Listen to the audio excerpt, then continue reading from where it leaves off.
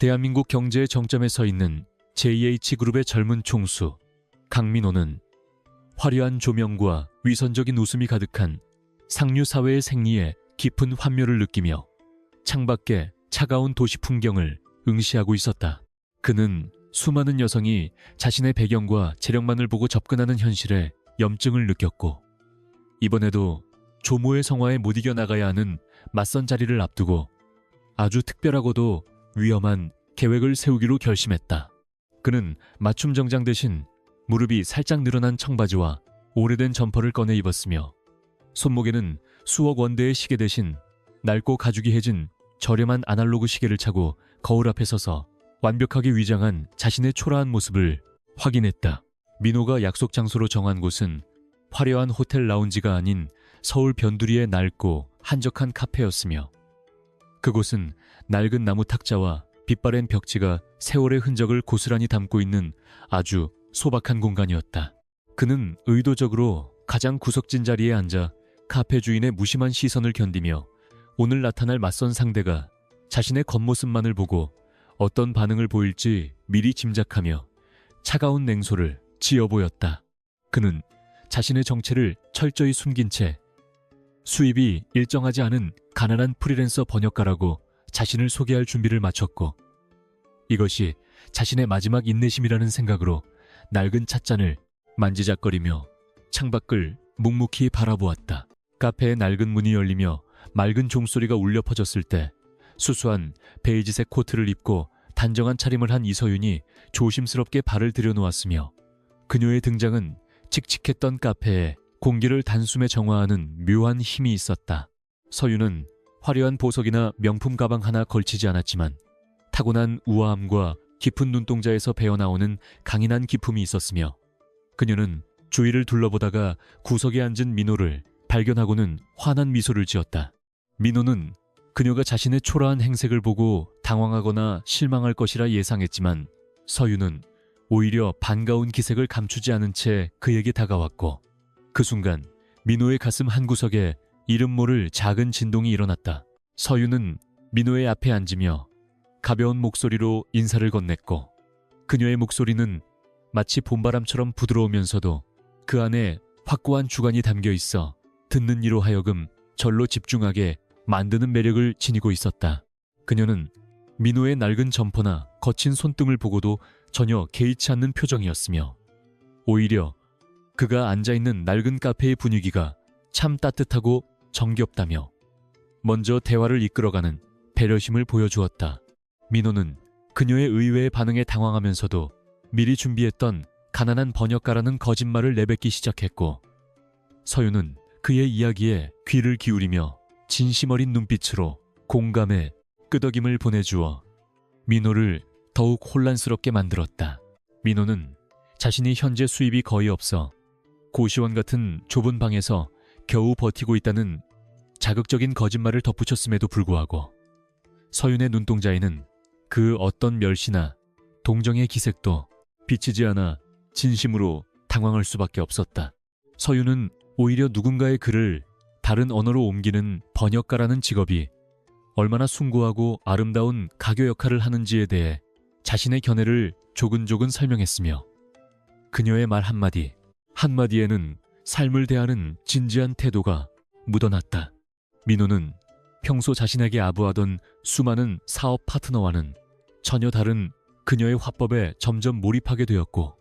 돈이라는 잣대를 들이대지 않고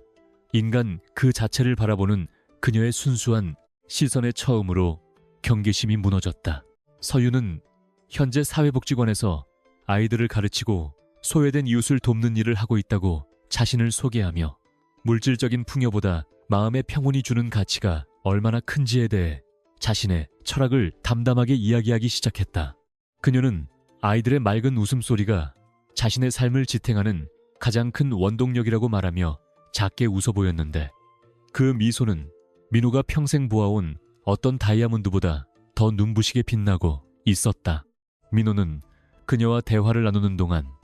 자신이 JH그룹의 회장이라는 사실을 잠시 잊은 채 한 명의 평범한 남성으로서 그녀의 이야기에 깊이 빠져들었고,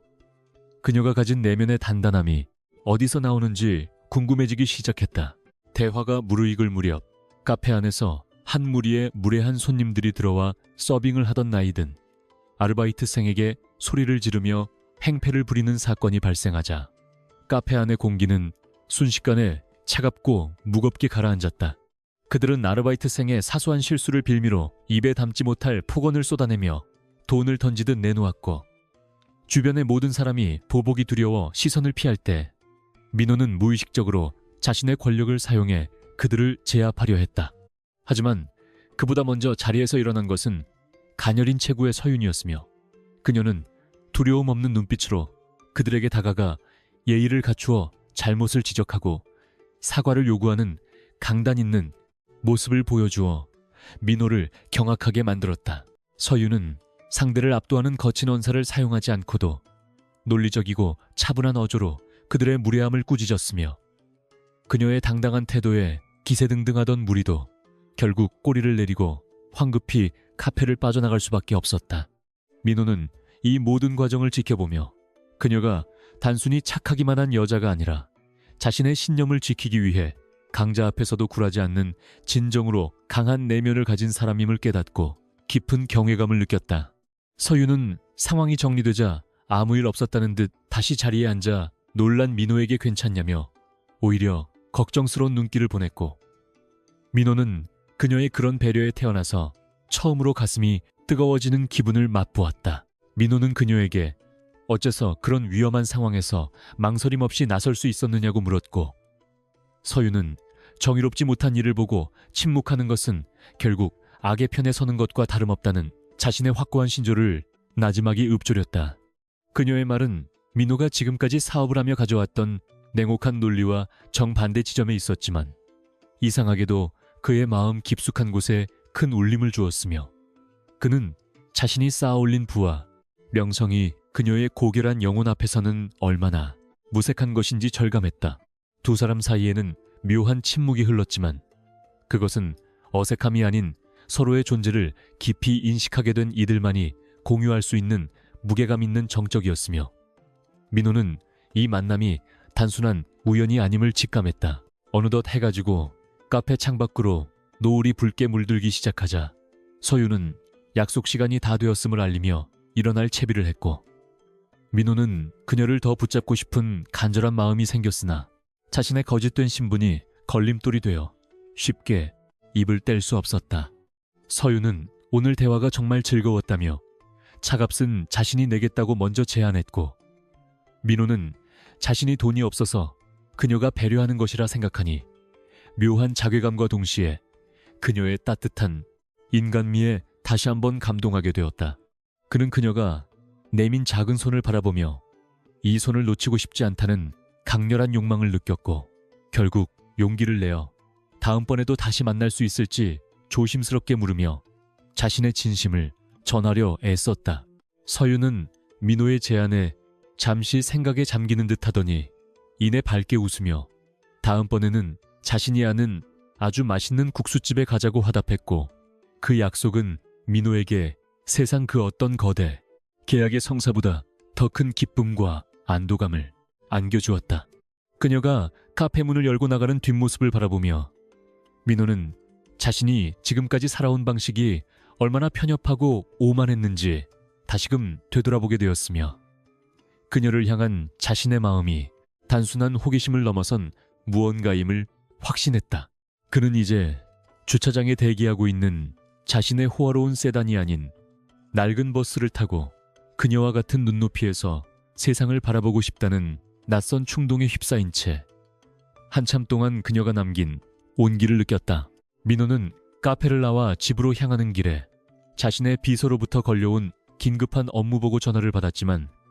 평소 같으면 예민하게 반응했을 사안들도 지금의 그에게는 마치 다른 세상의 이야기처럼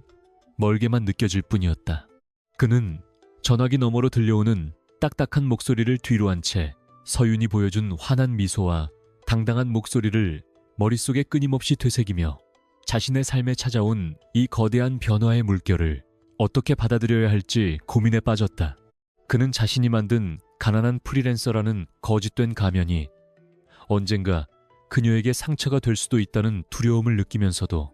그녀와 함께할 수 있는 이 짧은 연극을 조금 더 지속하고 싶다는 모순된 욕망에 사로잡혔다. 그날 밤 민호는 자신의 화려한 펜트하우스 거실에 앉아 통유리창 너머로 내려다 보이는 서울의 야경을 바라보며 서윤이 살고 있을 소박한 동네의 풍경을 상상해 보았고,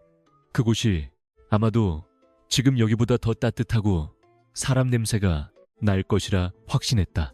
그는 서윤이라는 존재가 자신의 메마른 삶에 던져진 작은 돌멩이가 아니라 자신의 견고한 성벽을 무너뜨리고 진정한 자아를 찾게 해줄 유일한 열쇠일지도 모른다는 예감에 밤잠을 설칠 수밖에 없었다. 민호는 이제 돈과 권력으로 사람을 조종하던 과거의 강민호가 아닌 한 여자의 마음을 얻기 위해 진심으로 다가가는 평범한 남자가 되기 위한 긴 여정을 시작할 준비를 하며 어둠 속에서 조용히 미소 지었다. 다음날 민호는 회사 집무실에 출근해서도 평소와 달리 직원들에게 부드러운 태도를 보였으며 그의 갑작스러운 변화에 비서실 사람들은 모두 어리둥절해하며 혹시 회장님에게 무슨 특별한 심경의 변화가 생긴 것은 아닌지 수군거리기 시작했다. 민호는 자신의 책상 위에 놓인 수많은 서류 뭉치를 뒤로 한 채 서윤과 약속한 국수집의 위치를 미리 확인하며 그곳에 어울리는 가장 평범하고 소박한 옷차림이 무엇일지 진지하게 고민하는 자신의 모습에 스스로 실소를 터뜨렸다. 그는 이제 단순한 호기심을 넘어 그녀의 삶 속으로 더 깊이 들어가 그녀가 바라보는 세상을 공유하고 싶다는 열망에 가득 차 있었으며 그것이 어떤 파장을 불러일으킬지는 아직 알지 못했다. 하지만 민호의 이런 변화를 예의주시하며 의심의 눈초리를 보내는 인물이 있었으니 그는 바로 민호의 숙부이자 JH그룹의 부회장인 강석주였으며 그는 민호가 최근 정체불명의 장소를 배회한다는 첩보를 입수하고 뒷조사를 지시했다. 석주는 평소 민호의 철두철미한 성격에 틈이 생기기만을 기다려온 인물이었기에 이번 기회를 통해 민호의 약점을 잡고 그룹의 경영권을 찬탈하려는 검은 야욕을 조금씩 드러내기 시작하며 긴장감을 고조시켰다. 민호는 자신을 향해 다가오는 이 거대한 음모의 그림자를 아직 알아채지 못한 채 오로지 서윤과의 재회만을 꿈꾸며 설레는 마음으로 하루를 보냈고 두 사람의 인연은 그렇게 폭풍 전야의 고요함 속에서 깊어지고 있었다. 민호는 퇴근 시간보다 훨씬 일찍 자리를 뜨며 비서에게 당분간 개인적인 일정에는 동행하지 말 것을 엄중히 경고했고 그는 다시 낡은 점퍼로 갈아입은 뒤 서윤이 알려준 낡은 전통시장 입구에 있는 작은 국수집을 향해 발걸음을 옮겼다. 시장의 소란스러운 소음과 비릿한 냄새가 예전 같으면 눈살을 찌푸리게 했겠지만 지금의 민호에게는 그 모든 것이 살아있는 생동감으로 다가왔으며 시장 상인들의 투박한 말투 속에서도 정겨운 인심을 발견하는 여유를 갖게 되었다. 국수집 앞에서 자신을 기다리고 있을 서윤의 모습을 상상하자 그의 심장은 마치 첫사랑을 시작한 소년처럼 거세게 요동치기 시작했고 그는 자신의 신분을 속인 죄책감보다 그녀를 만난다는 기대감이 더 크게 다가왔다. 국수집 문을 열고 들어가자 이미 자리를 잡고 앉아 메뉴판을 보고 있던 서윤이 고개를 들어 민호를 발견하고는 세상에서 가장 환한 미소를 지으며 손을 흔들었고 그 순간 민호는 이 세상의 모든 부귀영화가 이 작은 미소보다 가치 없음을 다시 한번 절감했다. 서윤은 민호가 제 시간에 와주어 고맙다며 그를 위해 미리 젓가락과 숟가락을 정성스럽게 놓아주었고 그녀의 작은 배려 하나하나가 민호의 얼어붙은 심장을 녹이는 뜨거운 난로처럼 다가와 그의 영혼을 포근하게 감싸 안았다. 두 사람은 김이 모락모락 나는 국수 두 그릇을 사이에 두고 소박하지만 진실한 대화를 나누며 서로의 거리를 조금씩 좁혀갔고 민호는 이 평범한 일상이 주는 행복이 얼마나 위대한 것인지 비로소 깨닫게 되었다. 서윤은 국수를 먹으며 자신이 돌보는 아이 중 한 명이 최근에 아픈 일을 겪어 마음이 좋지 않다고 털어놓았고 그녀의 눈가에 맺힌 작은 이슬을 본 민호는 자신도 모르게 그녀의 아픔을 대신해주고 싶다는 강렬한 보호 본능을 느끼게 되었다. 그는 자신의 재력이라면 당장 최고의 의료진을 붙여줄 수 있다는 사실을 알고 있었지만 지금은 오로지 말뿐인 위로밖에 건넬 수 없다는 사실에 안타까움을 느꼈고, 동시에 물질적인 지원보다 진심 어린 공감이 더 절실한 순간임을 깨달았다. 서윤은 민호의 서툰 위로에도 큰 힘을 얻었다며 다시 기운을 내어 웃어 보였고, 그런 그녀의 회복력과 긍정적인 에너지는 민호에게 삶을 살아가는 새로운 용기와 희망을 심어주며 그의 내면을 변화시키기 시작했다. 저녁 식사를 마친 두 사람은 시장 골목을 따라 천천히 산책하며 밤하늘에 뜬 초승달을 바라보았고, 서윤은 도시의 소음 속에서도 귀를 기울이면 들리는 바람 소리가 얼마나 아름다운지 민호에게 속삭이며 일상의 작은 아름다움을 발견하는 법을 가르쳐 주었다. 민호는 그녀의 옆에서 걷는 것만으로도 세상 모든 것을 얻은 듯한 충만함을 느꼈고, 이 순간만큼은 자신이 JH그룹의 총수가 아닌 그저 그녀를 연모하는 가난한 청년이고 싶다는 간절한 소망을 품은 채 그녀의 보폭에 맞춰 천천히 발을 내디뎠다. 하지만 골목 끝에서 그들을 지켜보고 있는 정체불명의 검은 차량은 이들의 평화로운 시간을 위협하는 불길한 전조가 되어 어둠 속에서 조용히 엔진 소리를 죽이며 기회를 엿보고 있었다. 민호는 서윤을 집 앞까지 바래다주며 헤어짐의 아쉬움을 달랬고, 서윤은 그의 손을 잠시 잡으며 오늘 밤 좋은 꿈 꾸라는 따뜻한 축복을 건네주어 민호의 가슴에 잊지 못할 깊은 여운을 남긴 채 대문을 열고 안으로 사라졌다. 홀로 남겨진 민호는 그녀가 사라진 문을 한참 동안 바라보다가 뒤돌아섰는데, 그 순간 어둠 속에서 나타난 비서가 그에게 다가와 석주 부회장의 움직임이 심상치 않다는 긴급 보고를 올리자 민호의 눈빛은 순식간에 차가운 야수로 돌변했다. 그는 다시 현실의 전쟁터로 돌아가야 함을 깨달았고, 자신에게 소중한 것을 지키기 위해서는 이제 더 이상 방관할 수 없다는 결단과 함께 서윤을 향한 자신의 사랑이 그녀에게 독이 되지 않기를 간절히 기도했다. 강민호는 아침 햇살이 비치는 거대한 펜트하우스 침대에서 눈을 떴으나 그의 머릿속에는 화려한 천장 장식보다 어제 보았던 서윤의 따뜻한 미소가 먼저 떠올랐고, 그는 자신의 손을 바라보며 그 온기를 다시 한번 되새겼다. 그는 평소 입던 명품 수트 대신 어제 입었던 낡고 보풀이 일어난 스웨터를 다시 걸치며 거울 속에 비친 자신의 낯선 모습을 유심히 관찰했고, 이것이 진정한 자신의 모습인지 아니면 그저 일시적인 탈출구인지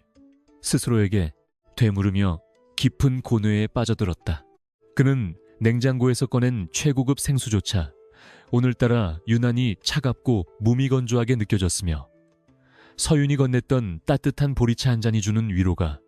그 어떤 산의 진미보다 더 절실하게 그리워지는 이상한 아침을 맞이하며 서서히 일상을 준비하기 시작했다. 민호는 업무를 위해 회사로 향하는 차 안에서도 서윤에게 보낼 메시지를 작성하느라 비서의 보고에 집중하지 못했고,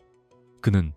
자신이 구매한 저렴한 중고 스마트폰의 느린 반응 속도에 답답함을 느끼면서도 그 과정조차 하나의 즐거운 놀이처럼 받아들이고 있었다. 그는 서윤에게 이번 주말에 한적한 공원을 산책하며 길거리 음식을 먹어보는 것이 어떻겠느냐고 조심스럽게 제안했고, 그녀로부터 흔쾌히 좋다는 답변을 받자마자 집무실 의자에 깊숙이 몸을 파묻은 채 어린아이처럼 순수한 미소를 지어 보였다. 그의 곁을 지키던 김 비서는 평소 냉철하고 빈틈없던 회장님의 이런 파격적인 변화에 당혹감을 감추지 못했으나 감히 질문을 던지지 못한 채 그저 멀찍이 서서 민호의 낯선 뒷모습을 경외 어린 시선으로 지켜볼 뿐이었다. 약속된 주말이 되자 민호는 다시 한번 완벽한 가난한 프리랜서의 모습으로 변신하여 약속 장소인 도심 외곽의 작은 공원으로 향했으며, 그곳에 낡은 벤치에 앉아 서윤이 오기만을 기다리는 시간조차 그에게는 세상 그 무엇보다 소중한 기다림이었다. 서윤은 오늘도 역시 화장기 없는 맑은 얼굴에 편안한 카디건 차림으로 나타났으며, 그녀는 민호를 발견하자마자 가벼운 발걸음으로 달려와 그의 곁에 앉았고, 두 사람 사이에는 굳이 화려한 미사여구가 필요 없는 편안한 공기가 흐르기 시작했다. 민호는 그녀가 가져온 작은 보온병에 담긴 차를 나눠 마시며 공원에 핀 이름 모를 들꽃들에 대해 이야기하는 그녀의 목소리에 귀를 기울였고 그녀의 시선을 따라 세상을 바라보는 법을 조금씩 배워가며 자신의 메마른 감성을 채워나갔다. 공원 한쪽에서 작은 소동이 벌어진 것은 두 사람이 산책을 시작한 지 얼마 지나지 않아서였는데 서윤이 돌보던 복지관의 어린아이 하나가 근처를 지나가던 화려한 차림의 중년 부부와 부딪히며 그들의 비싼 가죽 가방에 아이스크림을 묻히는 실수를 저지르고 말았다. 중년 여성은 소리를 지르며 자신의 명품 가방이 더러워진 것에 대해 아이를 거칠게 몰아세웠고 겁에 질린 아이가 울음을 터뜨렸음에도 불구하고 그녀의 남편은 오히려 아이의 부모를 찾아내어 가방 가격의 몇 배를 보상받겠다며 으름장을 놓는 추태를 보였다. 민호는 평소 자신이 속해 있던 계층의 오만함을 목격하며 심한 수치심과 분노를 느꼈고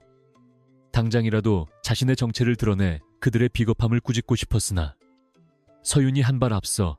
아이의 앞을 가로막으며 당당하게 나섰다. 서윤은 아이를 자신의 뒤로 숨긴 채 차분하지만 위험 있는 목소리로 부인에게 먼저 아이의 상태를 살피는 것이 순서가 아니냐고 물었으며 물건의 가치보다 사람의 마음이 입은 상처가 더 크다는 사실을 일깨워주려 애쓰는 그녀의 눈빛은 그 어느 때보다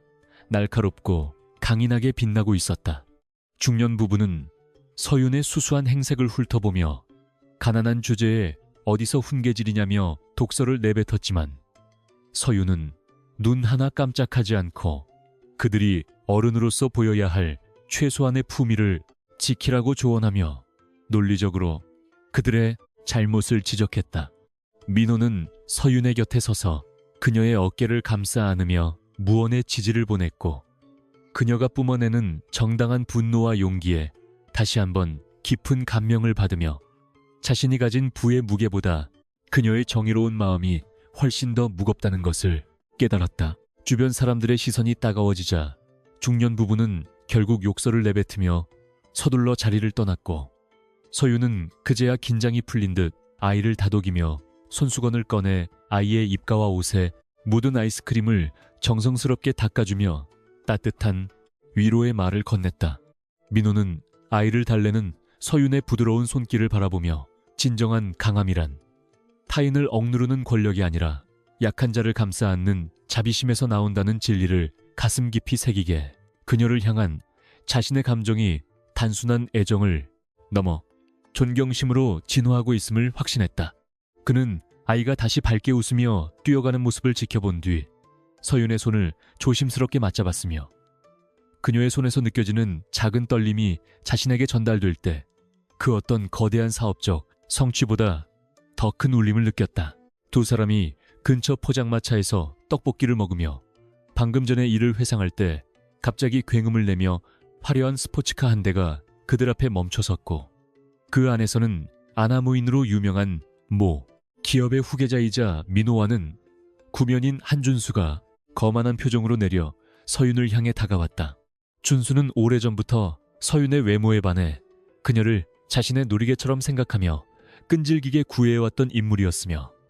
그는 서윤이 옆에 있는 민호를 보고는 비릿한 웃음을 지으며 가난한 놈과 어울리는 꼴이 가관이라며 서윤의 자존심을 무참히 짓밟는 발언을 서슴지 않았다. 민호는 준수의 무례한 태도에 주먹을 꽉 쥐었지만 지금의 자신이 처한 상황을 고려해 분노를 억눌러야 했고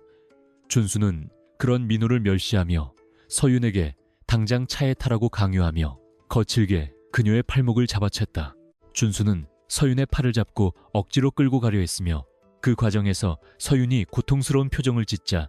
민호는 더 이상 참지 못하고 준수의 손목을 강력한 힘으로 낚아채며 그녀를 놓아줄 것을 명령했고 그의 눈빛에서는 평소 부드러운 모습은 온데간데 없이 상대를 압도하는 서늘한 안광이 뿜어져 나왔다. 준수는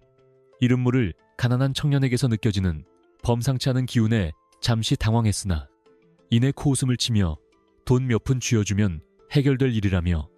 지갑에서 수표 몇 장을 꺼내 민호의 얼굴을 향해 던지는 만행을 저질렀다. 민호는 자신의 발밑으로 떨어지는 수표를 내려다보며 물질로 모든 것을 해결할 수 있다고 믿는 준수의 천박함에 깊은 연민을 느꼈고, 동시에 이런 자들이 판치는 세상을 바로잡아야 한다는 강한 사명감을 느끼게 되었다. 서윤은 준수의 앞을 막아서며 자신의 가치는 당신이 가진 돈 따위로 매길 수 없다고 단호하게 일갈했으며, 그녀는 민호의 손을 더욱 꽉 잡으며 우리가 보낸 소박한 시간이 당신의 화려한 파티보다 100배는 더 가치 있다고 말해 준수의 얼굴을 불그락푸르락하게 만들었다. 준수는 분에 못 이겨 민호를 향해 주먹을 휘두르려 했으나 민호는 가볍게 그의 공격을 피한 뒤 그를 차가운 목소리로 경고하며 더 이상 무례하게 굴면 가만히 있지 않겠다고 선언했고, 그 기세에 눌린 준수는 욕설을 퍼부으며 도망치듯 자신의 차에 올라타 자리를 떠났다. 상황이 종료된 후 서윤은 민호의 손등이 붉어진 것을 보고 걱정하며 어루만져 주었고, 민호는 오히려 자신을 위해 용기 있게 말해준 서윤에게 고마움을 느끼며 그녀의 진심 어린 배려에 마음속 깊이 따스한 파도가 치는 것을 느꼈다. 사건이 일단락된 후 민호는 서윤과 함께 그녀가 일하는 복지관으로 향했고, 그곳에서 아이들을 위해 헌신하는 그녀의 일상을 직접 목격하며 자신이 그동안 얼마나 좁은 세상에 갇혀 살았는지 다시 한번 절감하는 시간을 가졌다. 그는 아이들과 함께 뒹굴며 웃는 서윤의 모습에서 자신이 그토록 찾아 헤매던 진정한 삶의 가치를 발견했으며, 그녀가 지키고자 하는 이 평화로운 세계를 자신도 함께 지키고 싶다는 간절한 소망을 품게 되었다. 그는 서윤이 정성껏 준비한 소박한 저녁 식사를 함께하며 돈으로는 절대 살 수 없는 마음의 풍요로움이 무엇인지 몸소 체험했고, 그녀와 나누는 사소한 일상의 대화가 자신의 영혼을 치유하고 새롭게 태어나게 하는 신비로운 경험을 하며 밤이 깊어가는 줄도 몰랐다. 서윤은 민호에게 자신의 꿈은 거창한 것이 아니라 그저 이 아이들이 상처받지 않고 밝게 자랄 수 있는 세상을 만드는 것이라고 말하며 수줍게 웃어 보였고, 민호는 그런 그녀의 꿈이 세상 그 어떤 야망보다도 위대하고 아름답다고 진심으로 응답해 주었다. 그는 그녀의 순수한 열정에 감화되어 자신도 모르게 자신이 가진 영향력을 사용해 그녀를 돕고 싶다는 생각을 했지만 아직은 자신의 신분을 밝힐 때가 아니라는 판단하에 묵묵히 그녀의 이야기를 경청하며 그녀의 지지자가 되어주기로 약속했다. 두 사람은 복지관 옥상에서 밤하늘의 별을 바라보며 서로의 꿈과 희망을 공유했고, 민호는 이 순간의 평화가 영원히 깨지지 않기를 바라며 그녀의 어깨에 조심스럽게 머리를 기대고 잠시나마 무거운 짐을 내려놓는 휴식을 취했다. 그날 밤 민호는 자신의 펜트하우스로 돌아와 비서에게 한준수와 그의 기업에 대한 정밀 조사를 지시했으며, 그는 단순히 개인적인 복수가 아니라 준수와 같은 부류들이 저지르는 탈법과 횡포를 근절하기 위한 체계적인 계획을 세우기 시작했다. 그는 자신이 가진 JH그룹의 막강한 자본과 정보력을 동원해 준수의 기업이 추진 중인 부당한 계약들을 하나하나 파헤치기 시작했고, 그 과정에서 그들이 서윤이 일하는 복지관, 부지를 강제로 수용하려 한다는 충격적인 사실을 알아내고 경악을 금치 못했다. 민호는 이제 자신의 싸움이 단순히 사랑을 쟁취하는 것을 넘어 서윤과 그녀가 소중히 여기는 사람들의 삶의 터전을 지키기 위한 정의로운 투쟁으로 변모했음을 깨닫고 더욱 강한 투지를 불태우며 어둠 속에서 전략을 가다듬었다. 민호는 다음날 아침 일찍 회사 중역 회의를 소집하여 JH그룹이 지향해야 할 새로운 사회공헌 모델에 대해 역설하며 이익 창출보다는 상생과 윤리 경영을 최우선 가치로 삼을 것을 선포했고, 그의 파격적인 행보에 보수적인 이사진은 술렁이기 시작했다. 특히 민호의 숙부인 강석주는 민호의 이런 변화가 자신의 권력을 약화하려는 의도라고 판단하고 배후에서 민호의 사생활을 폭로하기 위한 비열한 음모를 꾸미기 시작하며 민호의 입지를 좁히려 애썼다. 민호는 자신을 향한 내부의 위협을 감지하면서도 결코 흔들리지 않았으며 오로지 서윤에게 부끄럽지 않은 사람이 되기 위해 자신의 방식대로 정의를 구현하겠다는 일념으로 정면 돌파를 선택하며 한치의 물러섬도 없는 강인한 지도자의 면모를 보여주었다. 민호는 비밀리에 서윤의 복지관을 지원하기 위한 재단을 설립하기로 결정하고 자신의 사재를 털어 그들이 겪고 있는 재정난을 해결할 방안을 마련했으며 그 과정에서 자신의 이름이 드러나지 않도록 철저히 보안을 유지하며 익명의 기부자로서의 역할을 자처했다. 그는 낮에는 냉혹한 경영자로 밤에는 가난한 프리랜서로 살아가는 이중 생활의 피로감을 느끼기도 했지만 서윤과 함께할 수 있는 시간만큼은 그 모든 고단함을 잊게 해주는 유일한 안식처였기에 그는 기꺼이 이 위험한 연극을 지속해 나갔다. 그는 서윤에게 더 좋은 환경을 제공해주고 싶은 욕심이 앞설 때마다 그녀가 사랑하는 것은 자신의 돈이 아니라 자신의 진심이라는 사실을 되새기며 물질적 지원보다 마음의 지지에 더 집중하려 노력하는 성숙한 모습을 보였다. 하지만 민호의 철저한 비밀 유지에도 불구하고 강석주가 보낸 감시자들은 민호와 서윤이 만나는 현장을 포착하여 사진으로 남겼고 석주는 이 사진들을 이용해 민호가 천박한 여자에게 빠져 그룹의 명예를 실추시키고 있다는 루머를 퍼뜨리며 대대적인 공세를 준비했다. 민호는 자신에게 다가오는 위기의 그림자를 느끼면서도 서윤에게는 끝까지 밝은 모습만을 보여주려 애썼고 그녀와의 데이트 도중에도 혹시나 그녀가 다치지 않을까 노심초사하며 그녀를 지키기 위해 자신의 모든 감각을 곤두세웠다. 서윤은 민호의 눈빛에서 느껴지는 묘한 긴장감을 감지했지만 그를 믿고 기다려주기로 결심하며 오히려 그에게 더 큰 사랑과 신뢰를 보내주어 민호가 끝까지 포기하지 않고 싸울 수 있는 원동력이 되어주었다. 민호는 잠시 숨을 고르며 서윤과 함께 보냈던 시간들을 하나하나 머릿속으로 정리해보았고 그녀가 자신에게 가르쳐준 진정한 가치가 무엇인지 다시 한번 마음속에 깊이 새기며 다가올 폭풍에 대비한 최후의 수단을 강구하기 시작했다. 그는 이제 자신이 가진 모든 것을 잃더라도 서윤만큼은 반드시 지켜내겠다는 숭고한 다짐을 하며 자신의 집무실 창가에 서서 멀리 보이는 복지관의 불빛을 바라보았고 그 빛이 영원히 꺼지지 않도록 자신이 거대한 방패가 되어줄 것을 맹세했다. 민호의 눈동자에는 이제 슬픔이나 번민 대신 확고한 의지와 결단력이 서려 있었으며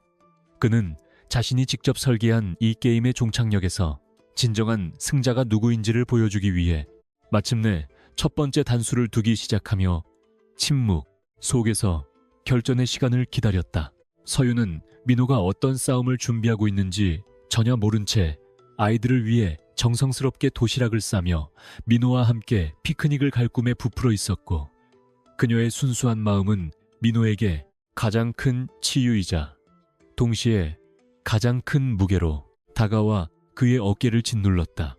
민호는 그녀의 전화를 받으며 최대한 평소와 다름없는 부드러운 목소리로 화답했지만 수화기를 내려놓는 순간 그의 표정은 다시금 차갑게 식어버렸고 비서에게 내린 마지막 지시는 결코 실패해서는 안 된다는 단호하고도 처절한 명령이었다. 두 사람의 운명은 이제 개인의 사랑을 넘어 거대한 자본의 소용돌이와 권력의 암투 속으로 급격히 빨려 들어가기 시작했으며 그 끝에 기다리고 있을 진실이 무엇인지 아무도 예측할 수 없는 긴박한 상황으로 치달았다. 민호는 마지막으로 자신의 금고에서 할머니로부터 물려받은 소박한 반지를 꺼내 주머니에 넣으며 이것이 언젠가 서윤의 손가락에 끼워질 날을 상상했고 그 소망이 이루어지기 위해서는 반드시 지금의 시련을 극복해야만 한다는 사실을 뼈저리게 실감했다.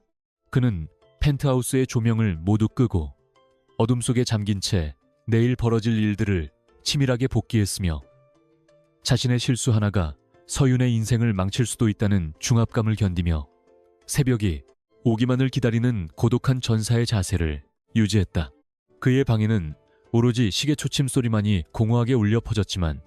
민호의 심장 소리는 그 어느 때보다 힘차게 고동치고 있었으며 그는 이제 진정한 사랑을 위해 자신의 모든 가면을 벗어던질 준비를 마친 채 운명의 여명을 맞이했다. 한준수는 자신의 계획이 순조롭게 진행되고 있다고 믿으며 서윤의 복지관을 강제 철거하기 위한 용역업체를 수소문하고 있었고 강석주 역시 민호를 몰아내기 위한 임시 주주총회 소집 공고를 내며 민호의 목을 조여오는 올가미를 촘촘하게 구성해 나갔다. 하지만 그들은 민호가 단순히 돈 많은 도련님이 아니라 밑바닥부터 치열하게 사업을 배워온 승부사라는 사실을 간과하고 있었으며 민호가 파놓은 함정이 자신들을 향해 입을 벌리고 있다는 사실을 깨닫지 못한 채 승리의 축배를 미리 들고 있었다.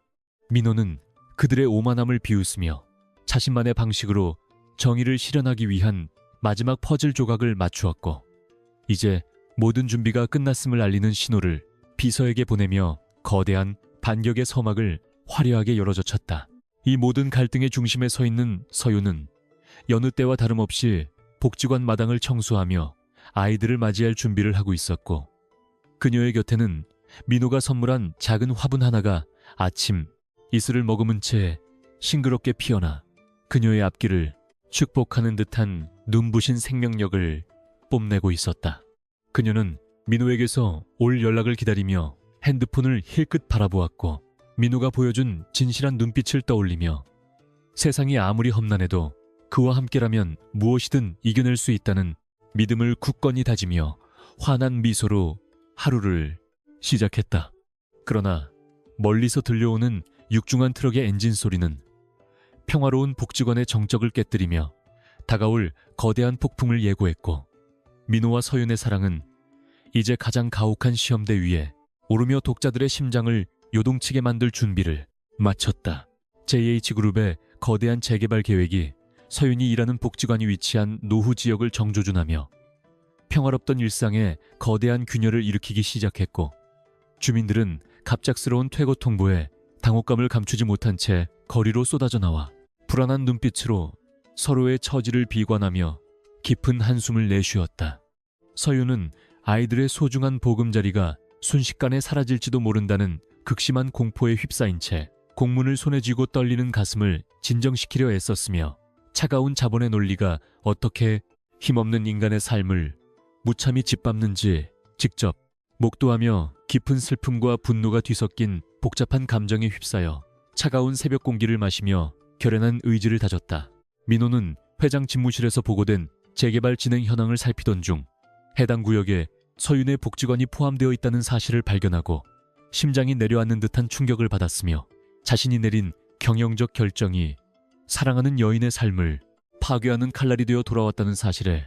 극심한 자괴감을 느끼며 서류를 움켜쥐었다. 그는 당장 사업을 중단시키고 싶었지만 이미 이사회의 결의를 거친 대규모 프로젝트였기에 독단적인 결정은 오히려 숙부인 강석주에게 좋은 먹잇감을 던져주는 꼴이 될 수 있음을 직감하고 차가운 이성을 유지하며 이 상황을 타개할 치밀한 전략을 구상하기 위해 창밖의 도심을 매서운 눈초리로 노려보았다. 복지관 앞마당에는 붉은 머리띠를 두른 주민들과 서윤이 모여 JH그룹의 일방적인 불도저식 행정에 항의하는 집회를 열기 시작했고 서윤은 마이크를 잡고 떨리는 목소리지만 그 어느 때보다 단호하게 아이들의 생존권과 주거권의 정당성을 주장하며 기업의 탐욕스러운 행태를 강력하게 비판하는 연설을 이어갔다. 그녀는 평소의 부드러운 모습은 온데간데 없이 투사처럼 당당하게 서서 몰려든 취재진과 경찰들 앞에서도 기죽지 않고 조목조목 JH그룹의 부당함을 지적했으며 그녀의 외침은 절망에 빠져있던 주민들의 가슴에 작은 희망의 불씨를 지피며 현장의 열기를 뜨겁게 달구어 나갔다. 가난한 프리랜서의 모습으로 현장을 찾은 민호는 군중들 틈에 섞여 서윤의 처절한 투쟁을 지켜보며 말로 다 할 수 없는 고통과 미안함을 느꼈고 그녀가 그토록 증오하며 비난하는 JH그룹의 수장이 바로 자신이라는 사실이 마치 날카로운 송곳처럼 가슴을 후벼 파는 통증을 유발하여 차마 그녀 앞에 나서지 못한 채 어둠 속에서 숨죽여야 했다. 그는 서윤의 눈에 맺힌 눈물이 자신의 손에 묻은 보이지 않는 피처럼 느껴져 괴로워했으며 그녀를 돕고 싶다는 본능적인 충동과 자신의 정체를 숨겨야만 하는 냉혹한 현실 사이에서 갈등하며 길거리의 차가운 보도블록만을 하염없이 내려다볼 뿐이었다. 집회가 격렬해지자 강석주가 보낸 용역업체 직원들이 현장에 난입하여 주민들을 거칠게 밀어붙이며 위협을 가하기 시작했고, 서윤은 아이들을 보호하기 위해 맨몸으로 그들의 앞을 가로막으며 정당한 시위임을 강조했으나 무자비한 폭력 앞에서는 그녀의 가냘픈 체구가 너무나 위태로워 보여 보는 이들의 가슴을 조마조마하게 만들었다. 민호는 용역 직원이 서윤의 어깨를 밀치며 폭언을 퍼붓는 장면을 목격하는 순간 이성을 잃고 현장으로 뛰어들어 그녀를 자신의 등 뒤로 숨긴 채 압도적인 기세로 상대의 손목을 낚아채며 더 이상의 만행을 멈추라고 경고했고, 그의 눈동자에는 상대를 단숨에 얼려버릴 듯한 서늘한 살기가 감돌았다. 용역업체 직원은 민호의 초라한 행색을 비웃으며 방해하지 말고 비키라고 소리쳤지만, 민호의 소나귀에서 느껴지는 범상치 않은 힘과 사람을 꿰뚫어보는 듯한 날카로운 시선에 압도되어 주춤거렸고, 서윤은 갑작스럽게 나타나 자신을 구해준 민호를 바라보며 놀라움과 안도감이 교차하는 복잡한 표정으로 그의 옷자락을 꽉 쥐었다. 민호는 서윤에게 다친 곳은 없는지 세심하게 살피며 부드러운 목소리로 안심시켰으나, 그를 향해 다시 달려드는 용역들을 향해서는 다시금 차가운 포식자의 눈빛으로 돌아가 짧고 강렬한 경고를 던지며 일촉즉발의 위기 상황을 카리스마 있게 제압하며 현장의 분위기를 반전시켰다. 경찰의 중재로 상황이 잠시 소강 상태에 접어들자 민호와 서윤은 복지관 뒷마당의 낡은 벤치에 앉아 잠시 숨을 골랐고, 서윤은 민호에게 이런 위험한 곳에 왜 왔느냐며 걱정 섞인 타박을 했지만, 민호는 그저 당신이 걱정되어 견딜 수 없었다는 진심 어린 대답을 건네며 그녀의 거친 손을 조심스럽게 어루만져 주었다. 서윤은 JH그룹이라는 거대 공룡을 상대로 싸우는 것이 얼마나 계란으로 바위치기인지 잘 알지만 아이들을 위해서라면 절대 물러설 수 없다고 울먹이며 말했고, 민호는 그런 그녀를 품에 안아 다독이면서 속으로는 반드시 이 문제를 근본적으로 해결하겠다는 처절한 결심을 굳건히 다졌다. 서윤은 민호의 품에 기대어 GH그룹의 회장이라는 사람은 도대체 어떤 심장을 가졌기에 사람들의 눈물을 먹고 사느냐며 원망 섞인 질문을 던졌고, 그 말이 자신의 심장을 직접 타격하는 비수처럼 느껴진 민호는 차마 아무런 대꾸도 하지 못한 채 그녀의 머리칼만 쓸어내리며 깊은 침묵 속에 잠겨야 했다. 그는 자신의 화려한 직함이 그녀 앞에서는 세상에서 가장 수치스러운 낙인처럼 느껴졌고, 진실을 밝히고 용서를 구하고 싶은 욕구가 목구멍까지 차올랐으나 지금은 그보다 먼저 그녀의 터전을 지켜내는 것이 급선무라는 판단하에 자신의 슬픔을 억누르며 어둠이 짙게 깔린 복지관 마당을 응시했다. 집으로 돌아온 민호는 즉시 김비서를 소집하여 이번 재개발 프로젝트의 세부 실행 계획과 자금 흐름을 전면 재조사하라고 지시했으며, 특히 숙부인 강석주와 연결된 업체들이 부당한 이득을 취하고 있지는 않은지 쥐 잡듯이 뒤지라고 명령하는 그의 목소리는 평소보다 훨씬 차갑고 단호하여 집무실의 공기를 순식간에 얼어붙게 만들었다. 그는 이번 사태가 단순한 사업 확장이 아니라 강석주가 비자금을 조성하고 자신의 입지를 강화하기 위해 기획한 비리의 온상임을 직감했고, 자신이 방관했던 시간들이 서윤에게 얼마나 큰 고통을 주었는지 통감하며 밤을 지새워 방대한 양의 서류를 분석하며 반격의 실마리를 찾기 시작했다. 조사 결과 강석주는 재개발 구역 내에 보상비를 편취하기 위해 유령 회사를 설립하고 용역업체를 동원해 주민들을 불법적으로 협박해왔음이 드러났으며, 특히 서윤의 복지관 부지를 헐값에 매입하여 그 자리에 사적인 고급 빌라 단지를 조성하려 했다는 구체적인 정황이 포착되자 민호의 분노는 극에 달해 주먹으로 책상을 강하게 내려쳤다. 그는 강석주가 휘두르는 권력이 얼마나 썩어빠진 것인지 증명하기 위해 모든 증거 자료를 하나하나 수집하여 법적 대응을 준비했으며, 동시에 JH그룹의 공식 라인을 통해서는 이번 재개발 사업의 공공성을 강화하고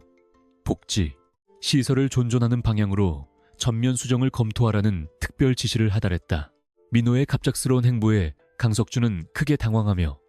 민호의 집무실로 들이닥쳐 사업의 수익성을 무시한 처사라고 강력히 항의했으나, 민호는 오히려 석주가 숨겨온 비리 문건의 일부를 슬쩍 내비치며 기업의 가치는 이윤이 아니라 상생에 있다는 원론적인 답변으로 그의 입을 막아버리는 노련함을 보여주었다. 석주는 민호의 눈빛에서 전례 없는 단단함을 발견하고 위기감을 느끼며 배후에서 더 악랄한 음모를 꾸미기 시작했고,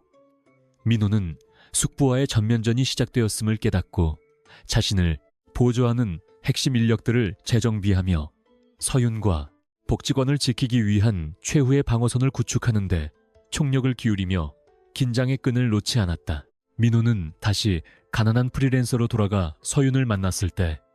그녀에게 JH그룹 내부에서 사업 재검토 소문이 돌고 있다는 희망적인 소식을 전해주었고, 서윤은 그 말을 믿기 힘들다는 듯 눈을 크게 떴지만 민호의 진지한 표정에서 일말의 기대를 품으며 잠시나마 시름을 덜고 환한 미소를 지어 보였다. 민호는 그녀의 웃음을 지켜주기 위해서라면 자신의 전 재산과 지위를 걸고서라도 승리해야 한다고 스스로에게 맹세했으며, 그녀가 좋아하는 따뜻한 붕어빵을 건네며 평범한 연인들처럼 소박한 행복을 나누려 애썼지만 마음 한구석에는 언제 터질지 모르는 시한폭탄 같은 진실에 대한 두려움이 여전히 무겁게 자리 잡고 있었다. 서윤은 민호가 건넨 붕어빵을 한 입 베어 물며 세상에는 당신처럼 착한 사람만 있으면 참 좋을 텐데 왜 권력을 가진 자들은 괴물이 되는지 모르겠다며 한탄했고, 민호는 그 괴물 중 하나가 바로 자신임을 자책하며 그녀의 시선을 피해 밤하늘의 무심한 달빛만을 바라보며 가슴속 깊은 곳에서 터져나오는 비명을 삼켜야만 했다. 그는 언젠가 모든 사실이 밝혀졌을 때 서윤이 자신을 용서해 줄 수 있을지 확신할 수 없었기에 지금 이 순간의 평화가 더욱 애틋하고 소중하게 느껴졌으며, 그녀의 가냘픈 어깨를 감싸 안으며 다가올 폭풍우를 자신이 대신 막겠다는 무언의 약속을 하며 차가운 밤 공기를 견뎌냈다. 다음 날 JH그룹 전략기획실은 민호의 지시에 따라 재개발 구역 내 복지관을 존치하고 주변을 친환경 공원으로 조성하는 수정안을 발표하여 세상을 깜짝 놀라게 했으며, 주민들은 기쁨의 함성을 질렀지만 이 결정으로 인해 막대한 손해를 입게 된 강석주와 그 일당들은 민호를 제거하기 위한 극단적인 선택을 내리기로 결의하며 어둠 속에서 칼날을 갈기 시작했다. 민호는 자신의 결정이 불러올 파장을 충분히 예상하고 있었기에 보안팀을 강화하고 서윤의 주변에 비밀 경호 인력을 배치하여 그녀의 안전을 확보하려 노력했으나 강석주의, 집요하고 비열한 공격은 민호가 예상치 못한 방향에서 서서히 숨통을 조여오며 거대한 파국을 향해 치닫고 있었다. 강석주는 민호가 매일 밤 드나드는 낡은 동네의 정체를 파악하고 그곳이 민호의 유일한 약점임을 확신한 뒤 서윤을 직접 공략하기로 마음먹었으며, 그녀에게 접근하여 민호의 실체를 폭로함으로써 두 사람의 관계를 파탄내고 민호의 정신적 지주를 무너뜨리려는 사악한 계획을 실행에 옮기기 위해 비서에게 구체적인 지시를 내렸다. 민호는 회의 도중 이상한 예감이 들어 서윤에게 전화를 걸었으나 그녀의 핸드폰이 꺼져 있다는 안내 음성이 들려오자 심장이 거세게 요동치기 시작했고, 직감적으로 무언가 잘못되었음을 깨달은 그는 자리를 박차고 일어나 주차장으로 달려가며 자신의 모든 권능을 동원해 그녀의 행방을 추적하기 시작했다. 석주의 부하들은 서윤을 한적한 카페로 불러내어 민호가 JH그룹의 회장임을 증명하는 서류와 사진들을 내밀며 그가 그녀를 속이고 관찰하며 즐겼다는 식으로 왜곡된 정보를 주입했고, 서윤은 믿을 수 없는 사실 앞에 정신이 아득해지며 온몸에 힘이 빠져나가는 극심한 배신감과 충격에 휩싸여 눈물을 흘리고 말았다. 그녀는 자신이 진심을 다해 사랑했던 남자가 자신들이 그토록 증오하던 거대 기업의 수장이라는 사실에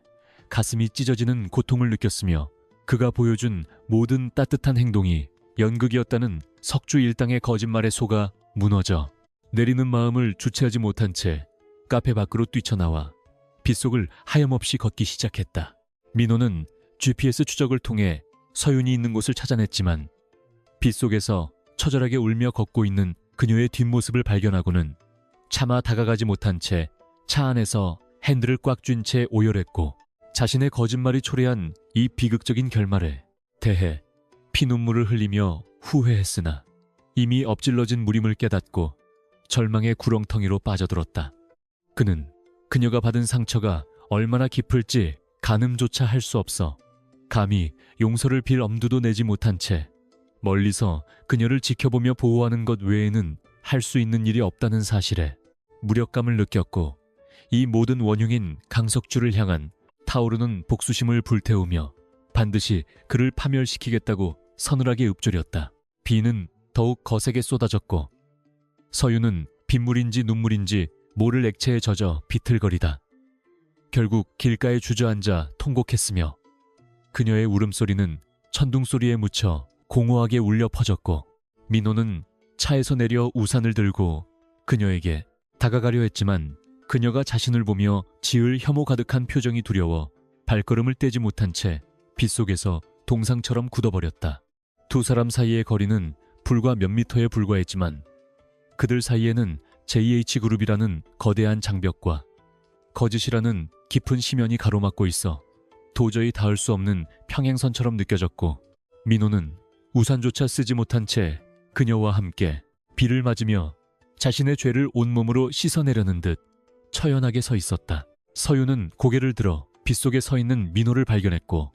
그녀의 눈동자에는 예전의 따스함 대신 차가운 냉소와 깊은 슬픔이 가득 차 있어 민호의 심장을 갈갈이 찢어 놓았으며 그녀는 아무런 말도 하지 않은 채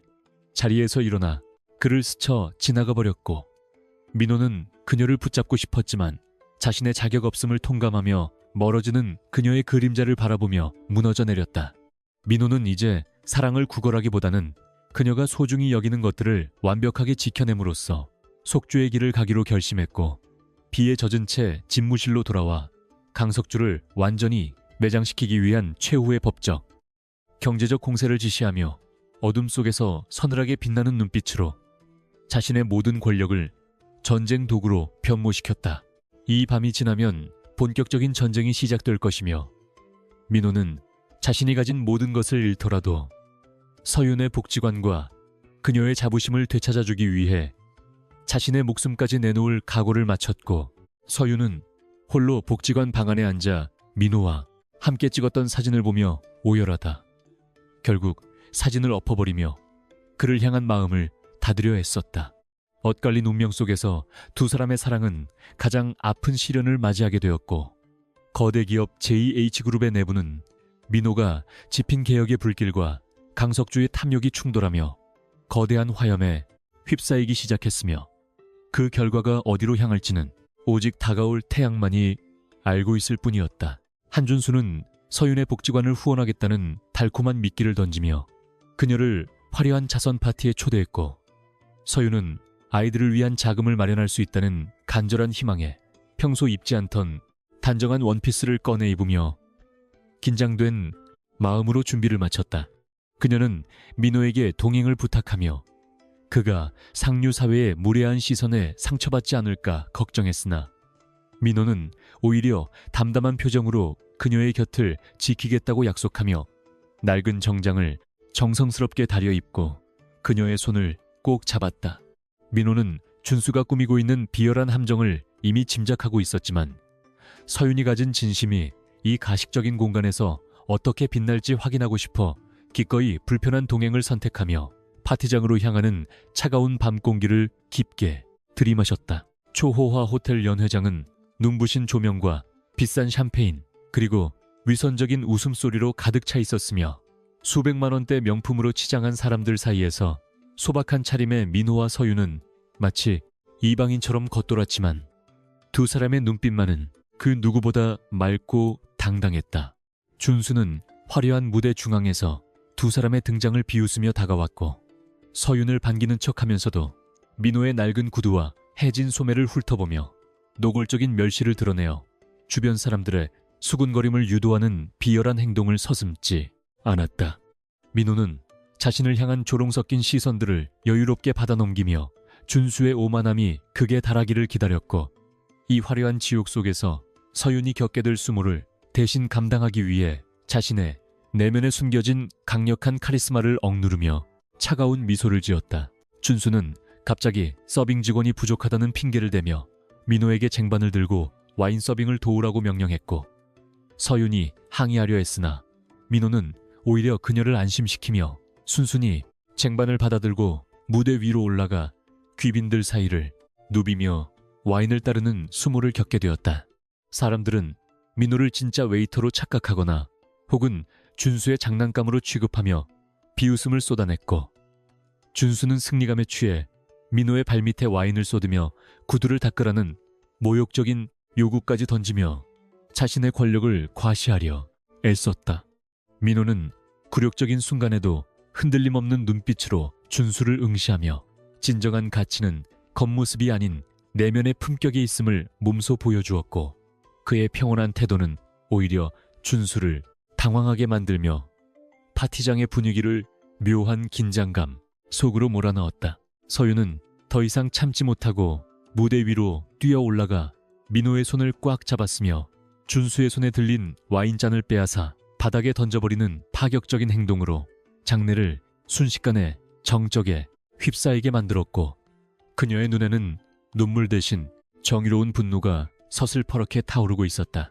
그녀는 준수를 향해 돈으로 사람의 인격을 살 수 있다고 믿는 당신이야말로 가장 가난하고 불쌍한 존재라고 일갈하며 이 자선 파티는 나눔을 위한 자리가 아니라 괴물들의 자존심을 채우기 위한 역겨운 놀이터일 뿐이라고 강력하게 비판했다. 서윤은 민호의 손에 묻은 와인을 자신의 손수건으로 정성스럽게 닦아주며 주변의 수많은 카메라와 시선 앞에서도 전혀 부끄러워하지 않은 채 그가 세상에서 가장 고귀한 사람임을 선포하며 민호의 무너진 자존심을 다시 세워주었다. 서윤은 민호의 손을 이끌고 화려한 연회장을 당당하게 걸어나갔으며 등 뒤로 들려오는 준수의 고함과 사람들의 수군거림을 비웃듯 단 한 번도 뒤돌아보지 않은 채 어두운 밤거리를 향해 발걸음을 옮겼고, 민호는 그녀의 단단한 소나기 힘을 느끼며 가슴속 깊은 곳에서 뜨거운 무언가가 울컥 치밀어 오르는 것을 느꼈다. 두 사람은 차가운 밤바람을 맞으며 길가에 앉아 서로를 바라보며 작은 웃음을 터뜨렸고, 서윤은 미안해하는 민호에게 오히려 당신이 곁에 있어 주어 고맙다며 진심 어린 위로를 건네주어 민호의 얼어붙은 심장을 다시금 따뜻하게 녹여주었다. 민호는 이 여자를 위해서라면 자신의 모든 것을 버려도 아깝지 않다는 확신을 얻었지만, 동시에 자신이 숨기고 있는 거대한 거짓말이 언젠가 그녀에게 줄 상처를 떠올리며 형언할 수 없는 슬픔에 잠겼다. 민호는 서윤을 집으로 바래다 준 뒤 홀로 남겨진 차 안에서 자신의 본래 신분인 JH그룹 회장의 가면을 다시 쓰고 비서에게 연락하여 오늘 준수가 저지른 모든 만행을 기록한 영상을 확보하라고 지시했으며, 그의 목소리에는 상대를 완전히 파멸시키겠다는 서늘한 복수의 의지가 담겨 있었다. 그는 서윤의 순수한 진심이 자신이라는 거대한 거짓 위에 세워져 있다는 사실에 극심한 불안을 느꼈고, 이 행복이 모래성처럼 무너져 내릴 날이 머지않았음을 직감하며 자신의 정체를 밝혀야 할지 아니면 영원히 숨겨야 할지 갈등하는 고통스러운 밤을 보내야 했다. 어둠 속에서 빛나는 그의 눈동자에는 사랑과 죄책감이 뒤섞인 복잡한 감정이 서려 있었으며, 파티장에서 보았던 서윤의 당당한 모습은 그에게 구원인 동시에 가장 무거운 십자가가 되어 그의 영혼을 짓누르며 깊어가는 밤에 정적을 깨뜨렸다. 다음날 아침 준수는 파티장에서 입은 망신을 되갚아주기 위해 자신의 모든 인맥을 동원하여 민호의 뒤를 캐기 시작했으며, 그가 정말로 가난한 프리랜서인지 아니면 다른 정체를 숨기고 있는지 확인하기 위해 사설 탐정을 고용하여 민호의 일거수일투족을 감시하라는 특별 지시를 내렸다. 준수는 서윤이 아끼는 복직원의 재정 상태를 악화시키기 위해 기존 후원자들을 압박하여 후원을 끊게 만드는 비열한 공작을 동시에 진행했고, 그녀가 경제적인 한계에 부딪혀 결국 자신에게 무릎을 꿇고 도움을 청하러 오게 만들겠다는 사악한 미소를 지으며 잔인한 계획을 실행에 옮겼다. 그는 권력이란 타인의 가장 소중한 것을 파괴할 때 비로소 완성된다고 믿는 괴물이었으며, 민호와 서윤의 관계를 지옥으로 몰아넣기 위해 촘촘한 그물을 짜며 두 사람의 숨통을 서서히 조여오는 악마적인 집요함을 보여주었다. 민호는 회사 업무를 처리하는 와중에도 서윤의 복지관이 겪고 있는 갑작스러운 재정 위기를 실시간으로 보고받았고, 이것이 준수의 소행임을 단번에 알아차렸으며 그는 자신의 권력을 전면에 내세우는 대신 익명의 기부자, 명의로 복지관의 모든 부채를 탕감하고 운영비를 지원하는 정교한 우회 전략을 선택했다. 그는 서윤이 자존심 상하지 않게 하면서도 그녀의 소중한 터전을 지켜주기 위해 법무팀과 재무팀을 동원하여 완벽한 방어막을 구축했고, 준수가 휘두르는 무딘 칼날이 결코 서윤의 세계에 닿지 못하도록 철저하게 차단하며 뒤에서 묵묵히 그녀의 수호천사 역할을 자임했다. 민호는 이제 비즈니스 전쟁터의 냉혹한 장수로서 준수의 기업인 한성건설의 약점을 파고들어 그들을 시장에서 완전히 매장시키기 위한 치명적인 덫을 놓기 시작하며 조용한 반격을 준비하는 치밀함을 보여주었다. 서윤은 갑작스럽게 날아든 익명의 거액 기부 소식에 어리둥절하면서도 아이들의 식탁이 다시 풍성해진 것에 안도하며 하늘이 자신들을 돕고 있다고 믿었으나 마음 한구석에는 민호가 이 모든 일과 연관되어 있을지도 모른다는 막연한 심증이 피어올라 그를 만날 때마다 복잡한 눈빛으로 그의 얼굴을 관찰했다. 그녀는 민호의 거친 손마디와 낡은 옷차림이 주는 진실함과 때때로 그의 눈빛에서 스치는 범상치 않은 위험 사이에서 혼란을 느꼈고, 그가 정말로 평범한 사람인지 아니면 감당할 수 없는 비밀을 간직한 사람인지 묻고 싶었지만 그를 향한 믿음이 깨질까 두려워 질문을 삼켰다. 서윤은 민호와 함께 시장 골목을 걸으며 그가 사주는 1,000원짜리 붕어빵에 행복해하는 소박한 일상을 유지하려 애썼지만 공기 중의 감도는 미세한 긴장감은 그녀의 직감을 자극하며 무언가 거대한 진실이 다가오고 있음을 끊임없이 경고하고 있었다. 민호의 할머니이자 JH그룹의 실질적인 어른인 박 회장은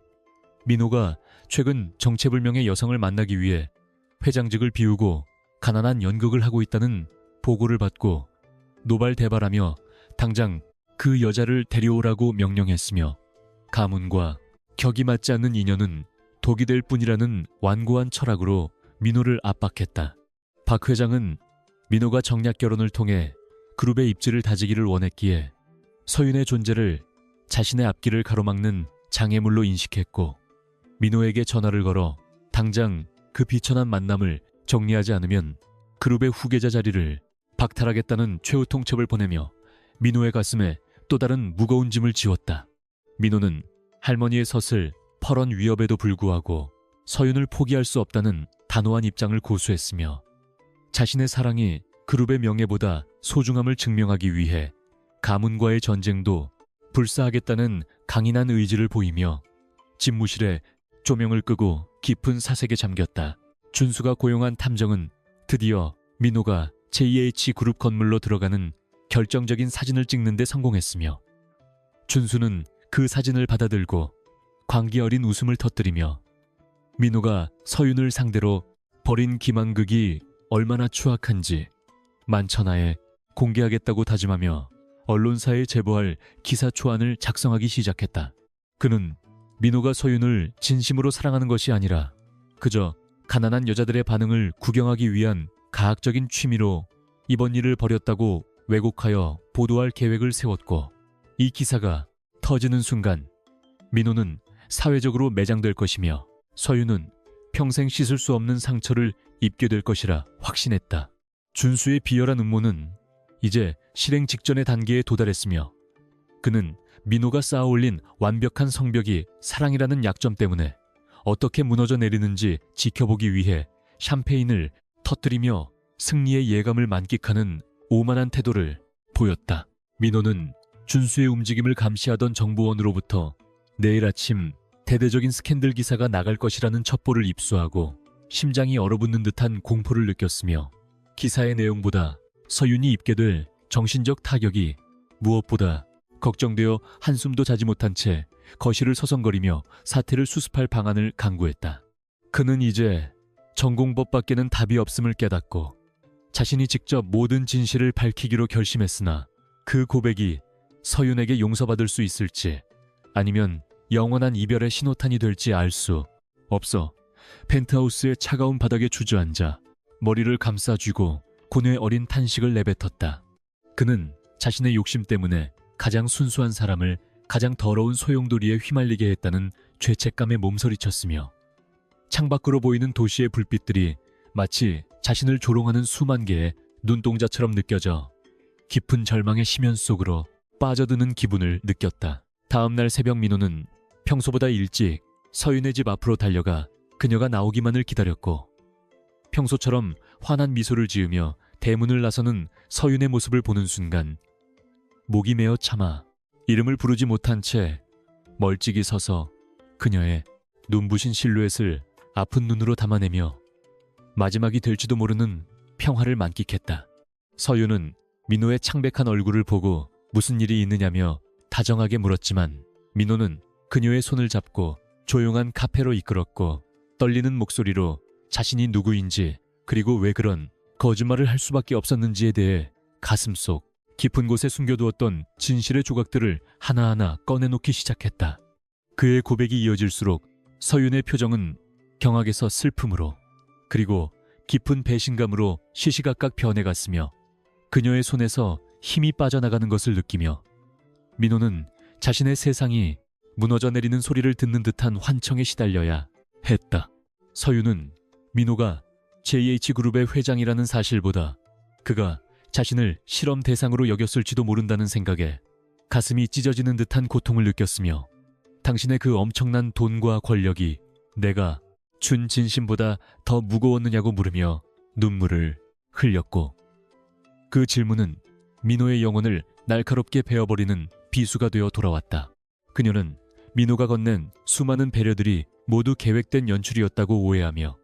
그를 향한 마음의 문을 굳게 닫아버렸고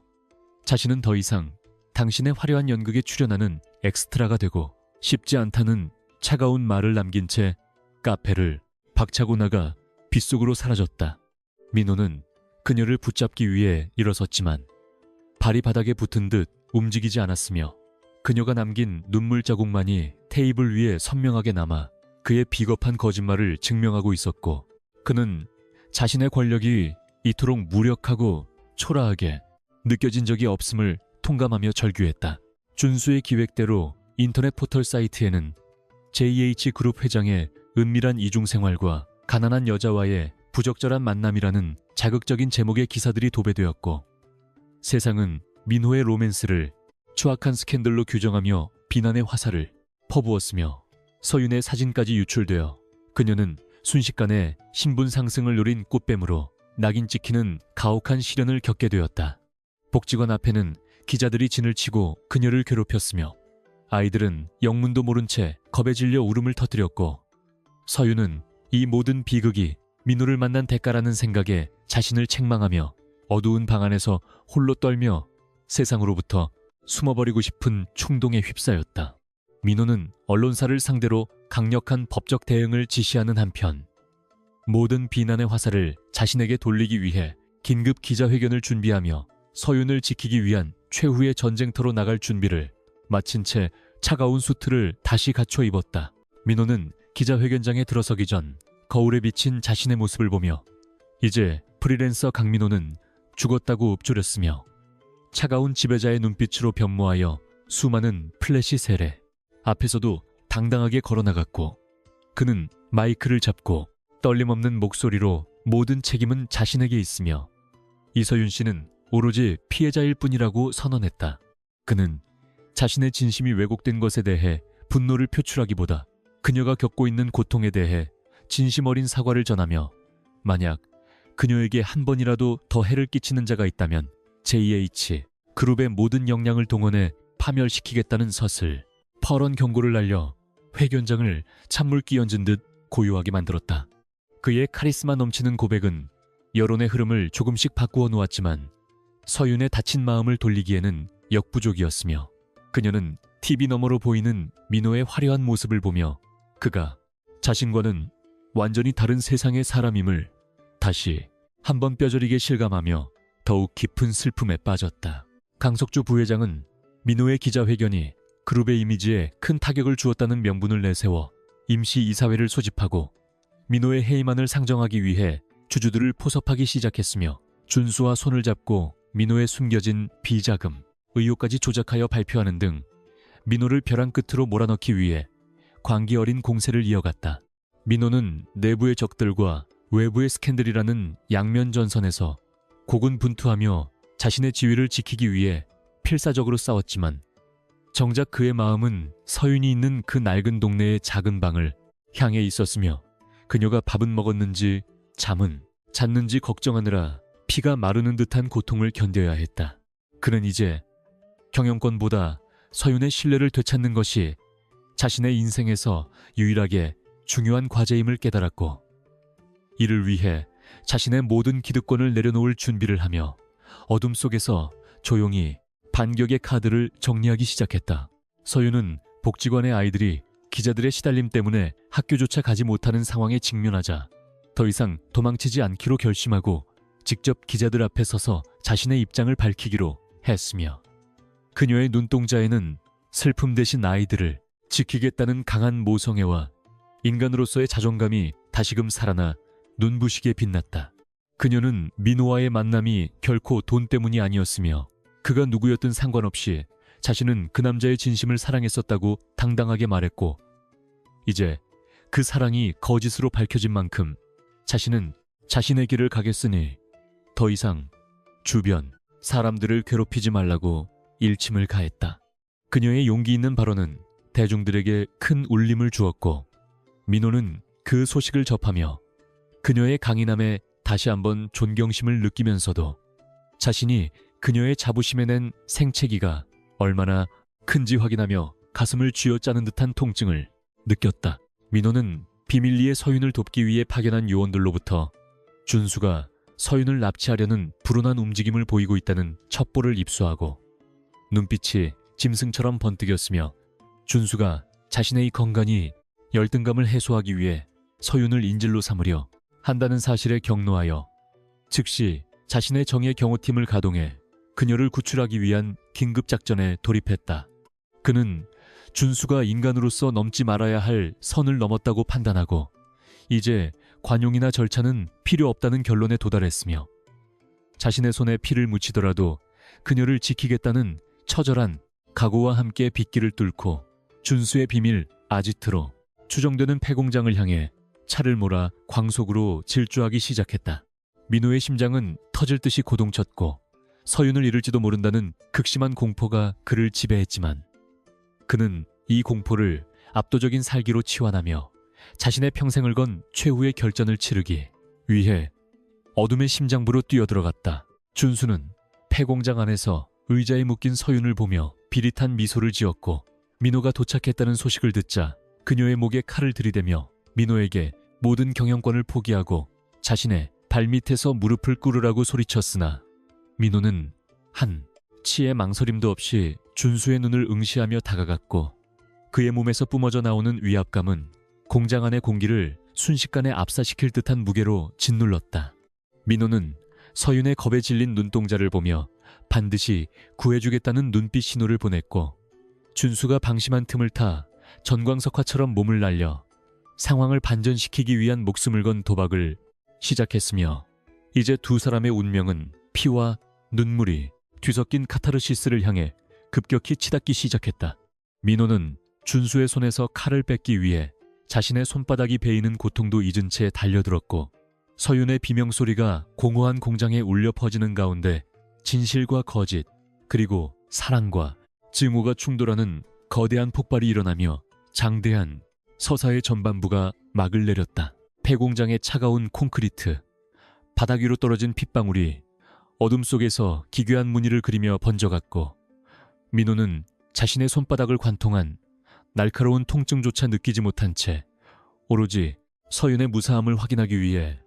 그녀를 향해 필사적으로 손을 뻗어 결박을 풀기 시작했다. 서윤은 공포에 질린 눈동자로 자신을 구하러 온 이 남자가 정말 자신이 알던 가난한 프리랜서 민호가 맞는지 의심하며 그의 거친 숨소리와 피비린내 섞인 공기를 들이마셨거든. 뒤에서 들려오는 수많은 경호원의 발소리와 무전기 너머로 들리는 단호한 명령들이 이 상황이 단순한 싸움이 아님을 증명하고 있었다. 그녀는 민호의 품에 안겨 안도감을 느끼면서도 동시에 그가 뿜어내는 낯설고도 거대한 위압감에 몸을 떨며 자신이 사랑했던 그 소박한 세상이 산산조각 나버렸음을 직감적으로 깨닫고 눈물을 흘리며 그의 젖은 어깨에 얼굴을 묻어나 민호는 서윤을 안전하게 자신의 방탄 차량에 태운 뒤 비서진들에게 준수를 법정 최고형에 처할 수 있는 모든 증거를 단 하나도 빠짐없이 확보하라고 서늘하게 명령했으며 그의 목소리에는 평소의 다정함 대신 상대를 단숨에 파멸시키겠다는 잔혹한 지배자의 본성이 짙게 깔려 있어 주변의 공기를 순식간에 얼어붙게 만들었다. 그는 서윤의 안색이 창백하게 질려 있는 것을 보고 자신의 수트를 벗어 그녀의 어깨를 감싸주었으나 그녀는 그 고가의 원단이 주는 촉감이 마치 타인의 것처럼 느껴져 몸을 움츠렸고 두 사람 사이에는 그 어떤 화려한 수식어로도 메울 수 없는 깊고 어두운 시면이 입을 벌린 채 가로막고 있어 침묵만이 무겁게 흘렀다. 민호는 그녀의 손을 잡으려 했으나 서윤이 미세하게 손을 빼며 거리를 두자 심장이 칼에 베이는 듯한 고통을 느꼈으며 자신의 거짓말이 초래한 이 비극적인 결말을 어떻게 수습해야 할지 몰라 창밖으로 스쳐 지나가는 도심의 불빛들을 아픈 눈으로 응시했다. JH그룹 본사 집무실에 도착하자마자 수십 명의 중역이 복도 양옆으로 늘어서서 민호를 향해 일제히 허물을 굽혀 정중하게 인사를 건넸고 그 장엄하고 압도적인 광경을 지켜보던 서윤은 자신이 발을 들어놓지 말아야 할 영역에 들어온 듯한 아득한 소외감을 느끼며 발걸음을 멈추고 뒷걸음질을 쳤다. 김 비서가 민호에게 다가와 회장님이라는 직함과 함께 긴급한 경영 보고서를 내밀자 서윤은 그동안 민호가 보여주었던 낡은 운동화와 소박한 붕어빵 봉투들이 모두 철저하게 기획된 연출이었다는 확신에 사로잡혀 배신감과 모멸감이 뒤섞인 뜨거운 눈물을 쏟아내며 그 자리에서 주저앉고 말았다.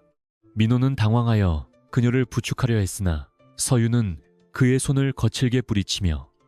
도대체 당신의 진짜 모습은 무엇이며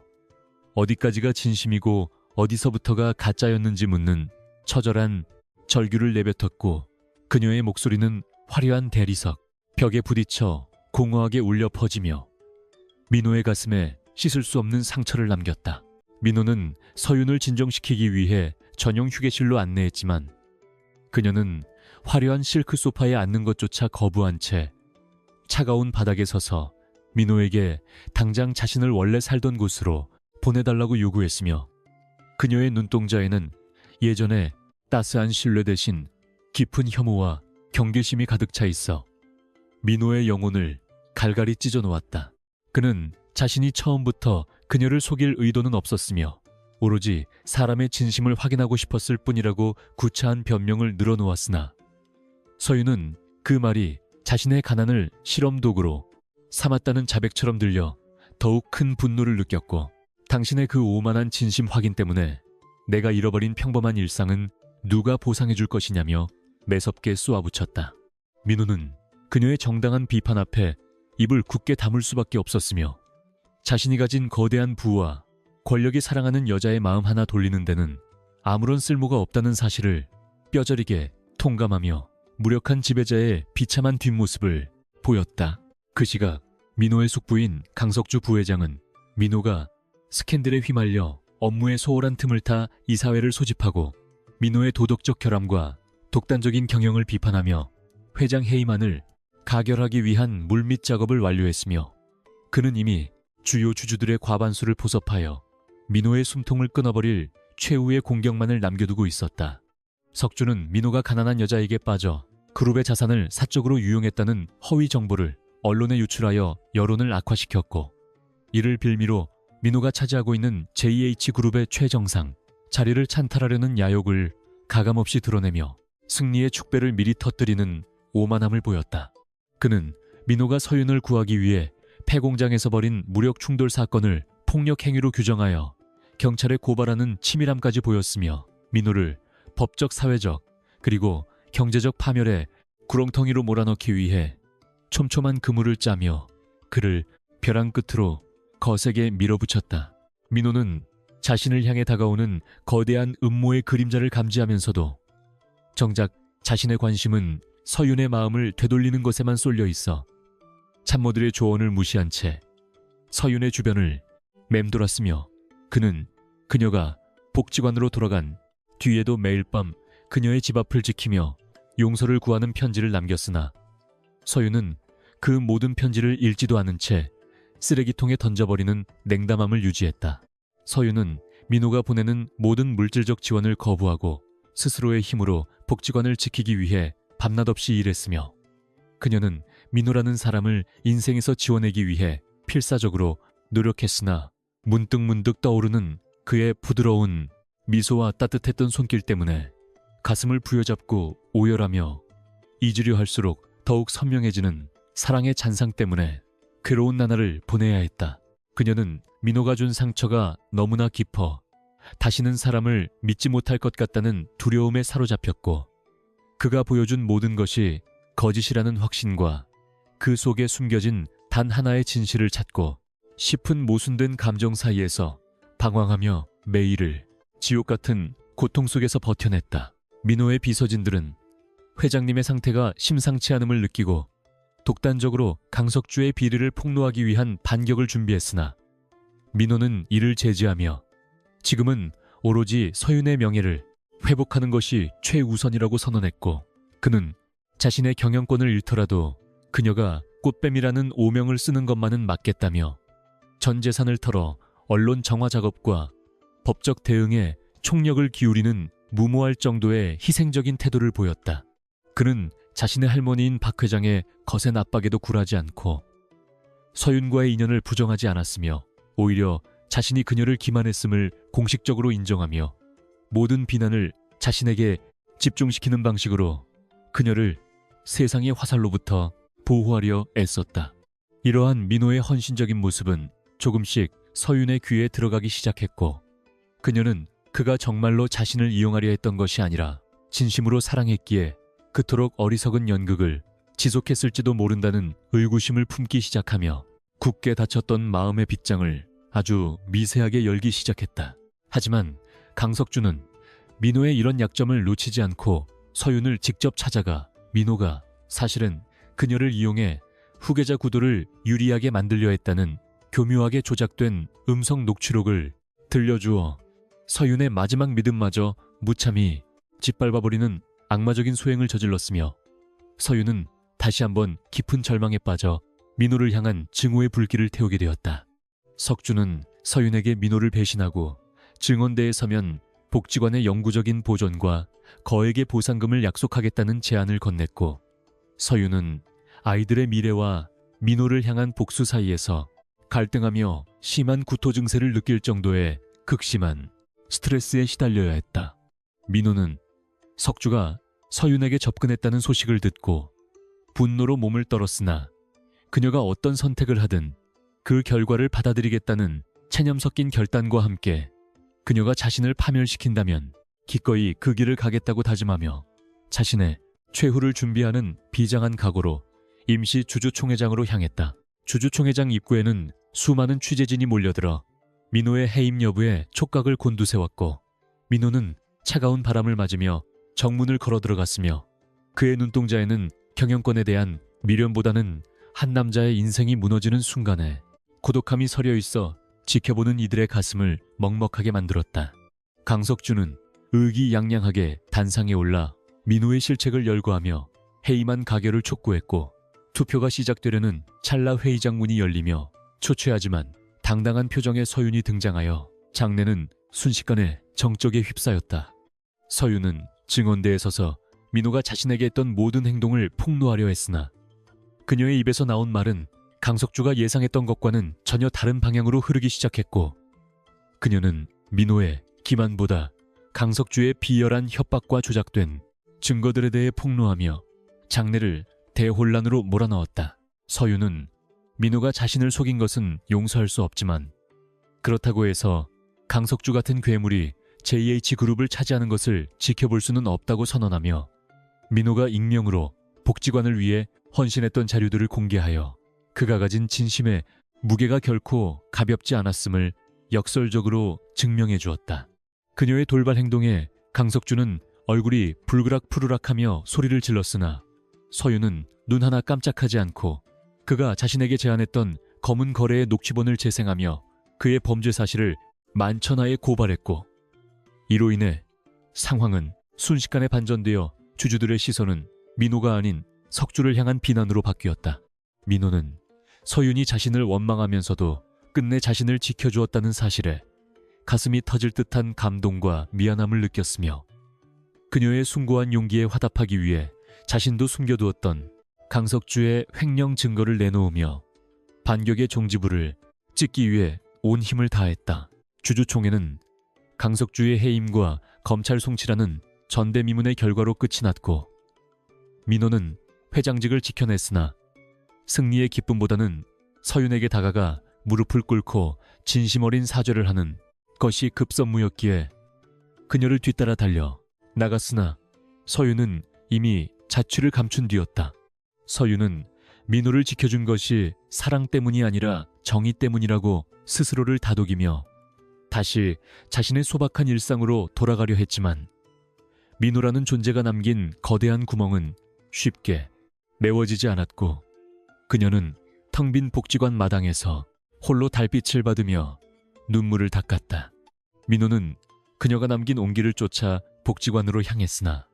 그녀가 더 이상 자신을 보고 싶어 하지 않는다는 말을 전해 듣고는 문 밖에서 밤새도록 비를 맞으며 그녀의 용서를 기다리는 고독한 수호자의 자세로 서 있었다. 민호는 비에 젖어 오한이 들면서도 자리를 떠나지 않았으며 자신의 진심이 서윤에게 닿을 때까지 평생이라도 기다리겠다는 각오로 차가운 밤을 견뎌냈고, 다음 날 아침 문을 열고 나온 서윤은 엉망이 된 채 서 있는 민호를 발견하고는 차마 외면하지 못한 채 그를 안으로 들여 따뜻한 물 한 잔을 건네주었다. 두 사람은 오랜 침묵 끝에 서로의 마음속에 쌓였던 오해와 상처를 하나씩 꺼내놓으며 대화를 시작했고, 민호는 이제 주티치라는 왕관이 아닌 가난한 청년 강민호의 진심만으로 그녀에게 다가가 다시 시작할 수 있게 해달라고 간청했다. 서윤은 그의 떨리는 손을 바라보며 상처가 아무는 데는 시간이 걸리겠지만 그의 눈동자에 서린 진실만큼은 부정할 수 없음을 깨닫고 아주 천천히 그의 손을 맞잡으며 두 사람의 부서진 관계를 복원하기 위한 힘든 첫발을 내디뎠다. 하지만 평화도 잠시 강석주의 잔당들이 복수를 위해 서윤의 복지관을 방어하려는 움직임을 보이고 있다는 첩보가 들어오자 민호는 다시금 날카로운 눈빛을 번뜩이며 그녀를 보호하기 위해 자신의 모든 역량을 집중했으며, 그는 이제 사랑을 지키기 위해서는 때로는 잔혹한 괴물이 되어야 한다는 사실을 깨닫고 최후의 전쟁을 준비하기 시작했다. 그는 서윤을 안전한 JH그룹의 안가로 옮기려 했으나 서윤은 자신의 보금자리를 버릴 수 없다며 끝까지 현장을 지키겠다고 고집을 피웠고, 결국 민호는 그녀와 함께 복지관에 남아 적들의 공격에 대비하며 생사를 건 하룻밤을 맞이하게 되었다. 어둠이 짙게 깔린 복지관 주변으로 의문의 그림자들이 몰려들기 시작했고, 민호는 서윤의 손을 꼭 잡으며 절대로 당신을 혼자 두지 않겠다고 맹세하며 자신의 권력보다 강한 사랑의 힘으로 다가올 폭풍에 맞설 준비를 마쳤다. 민호는 복지관의 낡은 울타리를 방패 삼아 습격해오는 괴한들에 맞서 몸을 아끼지 않고 싸웠으며, 그 과정에서 서윤은 민호가 자신을 위해 목숨을 거는 모습을 보며 그가 가진 진심이 얼마나 무겁고 처절한 것인지 다시 한번 뼈저리게 확인하게 되었다. 불길이 치솟는 위기 속에서도 민호는 오로지 서윤과 아이들의 탈출로를 확보하기 위해 화염 속으로 뛰어드는 투혼을 발휘했고, 그의 헌신적인 희생정신은 서윤의 가슴 속에 남아있던 마지막 불신의 파편들을 녹여버리며 두 사람의 사랑을 더욱 단단하게 결속시키는 계기가 되었다. 두 사람은 자욱한 연기 속에서도 서로의 이름을 부르며 의지했고, 민호는 마침내 모든 위협을 제거한 뒤 검게 그을린 얼굴로 서윤을 품에 안으며 지옥 같은 밤이 끝났음을 알리는 눈물 섞인 미소를 지어 보이며 그녀의 이마에 깊은 입맞춤을 남겼다. 날이 밝자 사건 현장은 정리되었고 강석주와 그 잔당들은 모두 일망타진되어 법의 심판을 받게 되었으며, 민호는 이번 사건을 계기로 JH그룹을 전면 개편하여 서윤이 꿈꾸는 따뜻한 세상을 만드는데 기업의 모든 자원을 쏟아붓기로 결정하여 진정한 경영자의 길을 걷기 시작했다. 서윤은 민호의 변치 않는 사랑과 노력에 감화되어 그를 진심으로 용서하고 그의 곁에서 함께 걷기로 약속했으며, 두 사람은 이제 거짓과 위선이 아닌 신뢰와 진실 위에 세워진 새로운 삶을 시작하기 위해 손을 맞잡고 밝게 떠오르는 태양을 향해 걸어나갔다. 그들의 앞날에는 여전히 수많은 시련이 기다리고 있겠지만 이제 서로를 향한 믿음이라는 가장 강력한 무기를 가졌기에 그 어떤 폭풍우도 두렵지 않았으며, 두 사람의 이야기는 비극이 아닌 찬란한 희망의 서사로 기록되며 끝을 향해 달려갔다. 강민호는 복지관 화재 사건 이후 병원 침대에 누워 타들어가는 듯한 통증보다 서윤의 차가운 시선이 주는 고통에 신음하며 자신의 무모했던 연극이 남긴 거대한 상처를 매만지고 있었고, 그는 이제 모든 진실이 만천하에 공개된 이상 더 이상 도망칠 곳이 없음을 직감하며 창밖으로 보이는 회색빛 도심의 풍경을 응시했다. 그는 자신이 가졌던 모든 권력과 재산이 서윤의 마음을 얻는 데는 아무런 쓸모가 없었음을 뼈저리게 통감하며 자신이 지키고자 했던 가치가 무엇이었는지에 대해 근본적인 의문을 품기 시작했고, 어둠 속에서 홀로 고뇌하며 긴 밤을 지새웠다. 그의 곁을 지키는 비서진들은 숨가쁘게 돌아가는 경영권 방어 작전을 보고했지만 민호의 귀에는 그 어떤 숫자나 전략도 들어오지 않았으며 오로지 서윤의 마지막 눈물만이 가슴 속에 깊이 박혀 그의 영혼을 끊임없이 난도질하고 있었다. 서윤은 화재로 검게 그을린 복지관 마당을 청소하며 민호가 선물했던 작은 화분이 재가 되어버린 것을 발견하고는 그 자리에 주저앉아 억눌렀던 울음을 터뜨렸으며, 그녀는 그가 티치라는 사실보다 그가 자신을 대했던 그 따뜻한 눈빛이 모두 계산된 거짓이었을지도 모른다는 의심 때문에 가슴이 찢어지는 듯한 배신감을 느꼈다. 그녀는 이제 세상 사람들이 자신을 바라보는 동정어린 시선과 호기심 가득한 속삭임을 견뎌내며 평범했던 일상으로 돌아가려 애썼지만 이미 망가진 마음은 쉽게 회복되지 않았고, 민호라는 거대한 그림자가 자신의 삶을 얼마나 깊숙이 잠식했었는지 깨달으며 절망의 심연으로 빠져들었다. 그녀는 그를 용서하고 싶은 마음과 증오하고 싶은 마음 사이에서 갈등하며 하루에도 수십 번씩 마음을 고쳐먹었지만 결국 그가 남긴 빈자리가 너무나 크다는 사실만을 재확인하며 공허한 밤하늘을 향해 소리 없는 비명을 내뱉었다. 강석주 부회장은 비록 구속수사를 받는 처지가 되었으나 그가 심어놓은 JH그룹 내부의 잔당들은 여전히 민호를 몰아내기 위해 마지막 발악을 준비하고 있었고, 그들은 민호가 개인적인 감정 때문에 그룹의 막대한 손실을 초래했다는 명분으로 주주들을 선동하며 제2의 경영권 탈취 계획을 은밀하게 진행시켰다. 그들은 특히 민호가 서윤을 구하기 위해 사용했던 기업의 비공식 자금과 인력 동원을 문제 삼아 횡령 및 배임 혐의로 그를 고발하려는 비열한 수를 썼으며, 민호의 사회적 평판을 완전히 짓밟아 재기불능 상태로 만들려는 악마적인 집요함을 보여주었다. 민호는 자신을 향해 쏟아지는 법적 공세와 언론의 비난을 묵묵히 견뎌내며 오로지 서윤의 안전과 복지관의 재건에만 전념했으나 적들의 공격은 예상보다 훨씬 조직적이고 강력하여 그의 입지를 시시각각 좁혀오며 그를 벼랑 끝으로 거세게 밀어붙였다. 민호는 결국 경영권 방어를 포기하고 자신의 전 재산을 사회에 환원하여 서윤이 꿈꾸는 진정한 복지재단을 설립하겠다는 파격적인 결단을 내렸으며, 이는 JH그룹의 기득권, 세력에게는 거대한 충격이었으나 대중들에게는 진심, 어린 반성으로 다가가 여론의 흐름을 조금씩 반전시키기 시작했다. 그는 화려한 회장실을 떠나 서윤이 있는 낡은 동네의 작은 사무실로 거처를 옮겼으며 다시 가난한 프리랜서의 모습으로 돌아가 복지관 재건 현장에서 직접 벽돌을 나르고 흙을 파내며 자신의 죄를 몸소 씻어내려는 처절한 속죄의 길을 걷기 시작했다. 그는 서윤이 자신을 외면하고 모욕을 주어도 묵묵히 받아들였으며 그녀가 다시 웃는 모습을 볼 수만 있다면 자신의 모든 명예와 부귀 영화는 기꺼이 버려도 좋다는 숭고한 희생정신을 보여주며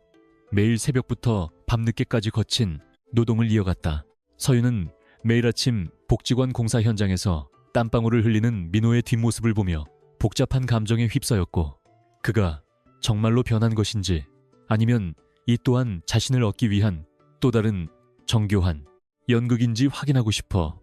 냉소적인 태도로 그를 시험했지만 민호의 눈빛에는 예전보다 더 깊고 단단한 진실함이 서려 있었다. 그녀는 그가 손에 박힌 가시를 빼내지도 못한 채 거친 시멘트 가루를 뒤집어 쓰고 일하는 모습을 몰래 지켜보며 가슴 한구석이 아릿해지는 통증을 느꼈고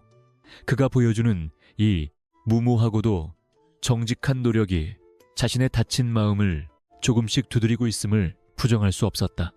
그녀는 결국 어느 비 오는 오후 민호에게 다가가 우산을 씌워주며 이제 그만하라고 차갑게 말했지만 민호는 빗물에 젖은 얼굴로 그녀를 바라보며 당신이 허락할 때까지 멈추지 않겠다는 단호한 의지를 전해 서윤의 눈시울을 붉게 만들었다. 민호와 서윤이 서로의 진심을 조금씩 확인해가던 찰나 강석주의 사주를 받은 극단적인 반대파들이 JH그룹의 건설 현장에서 의도적인 붕괴 사고를 일으켜 민호를 사회적 살인자로 몰아넣으려는 최후의 음모를 실행했고 대규모 인명피해가 우려되는 위급한 상황이 발생하여 온 나라는 거대한 충격과 공포에 휩싸였다. 사고 소식을 접한 민호는 자신의 안위를 돌보지 않고 즉시 현장으로 달려가 매몰된 인부들을 구하기 위해 무너져 내리는 콘크리트 더미 속으로 몸을 던졌으며 서윤 역시 그를 돕기 위해 의료진과 함께 현장에 합류하여 생사를 넘나드는 긴박한 구조 작업을 함께 수행하게 되었다. 아수라장이 된 현장에서 두 사람은 서로의 이름을 부르며 의지했고 민호는 거대한 기둥에 깔린 인부를 구하려다 이룬 자신이 도주 대신 부상을 입으면서도 끝까지 구조의 끈을 놓지 않는 영웅적인 면모를 보여주며 지켜보는 모든 이들에게 깊은 감동을 주었다. 민호는 붕괴된 잔해 속에서 정신을 잃어가는 순간에도 서윤의 손을 꼭 잡으며 절대로 포기하지 말라고 당부했고 서윤은 피투성이가 된 그의 얼굴을 어루만지며 제발 죽지 말라고 오열하며 그를 향한 사랑이 증오보다 훨씬 컸음을 비로소 깨닫고 신에게 그의 생명을 간절히 빌었다. 다행히 구조대가 제 시간에 도착하여 두 사람은 무사히 구출되었으며 민호의 희생 덕분에 수많은 인부가 목숨을 건졌다는 소식이 언론을 통해 대대적으로 보도되자 그를 향했던 모든 비난은 순식간에 찬사로 바뀌며 그는 진정한 기업가 정신을 가진 지도자로 추앙받게 되었다. 이 사건을 계기로 강석주의 모든 비리와 음모가 명명백백하게 드러나면서 그는 법정에서 무기징역을 선고받아 영구히 격리되었고 JH그룹은 민호의 주도하에 투명하고 윤리적인 기업으로 다시 태어나는 대대적인 혁신을 거치며 새로운 역사를 쓰기 시작했다. 서윤은 병실에 누워있는 민호의 곁을 지키며 그가 깨어나기만을 기다렸고 그가 눈을 뜨는 순간 세상에서 가장 환한 미소로 그를 맞이하며 이제 더 이상 속이는 일도 숨기는 일도 없는 진실한 사랑을 시작할 준비가 되었음을 그의 따뜻한 손을 잡으며 조용히 고백했다. 민호는 그녀의 용서에 눈물을 흘리며 자신이 가졌던 모든 가짜 왕관을 내려놓고 오로지 서윤의 남자로서 평생을 바칠 것을 맹세했으며 두 사람 사이의 모든 오해와 상처는 비온 뒤 땅이 굳어지듯 더욱 단단한 신뢰로 승화되어 그들의 영혼을 포근하게 감싸 안았다. 그들은 이제 돈이나 권력이 아닌 서로의 심장 소리에 귀를 기울이며 소박한 일상의 행복을 소중히 여기는 평범한 연인이자 동반자로서 같은 길을 걷기로 약속했고 그들의 사랑은 세상에서 가장 아름다운 기적처럼 빛나며 독자들의 가슴 속에 영원히 잊지 못할 여운을 남겼다. 병원에서 퇴원한 민호는 제일 먼저 복지관 아이들을 찾아가 그들과 함께 뛰어놀며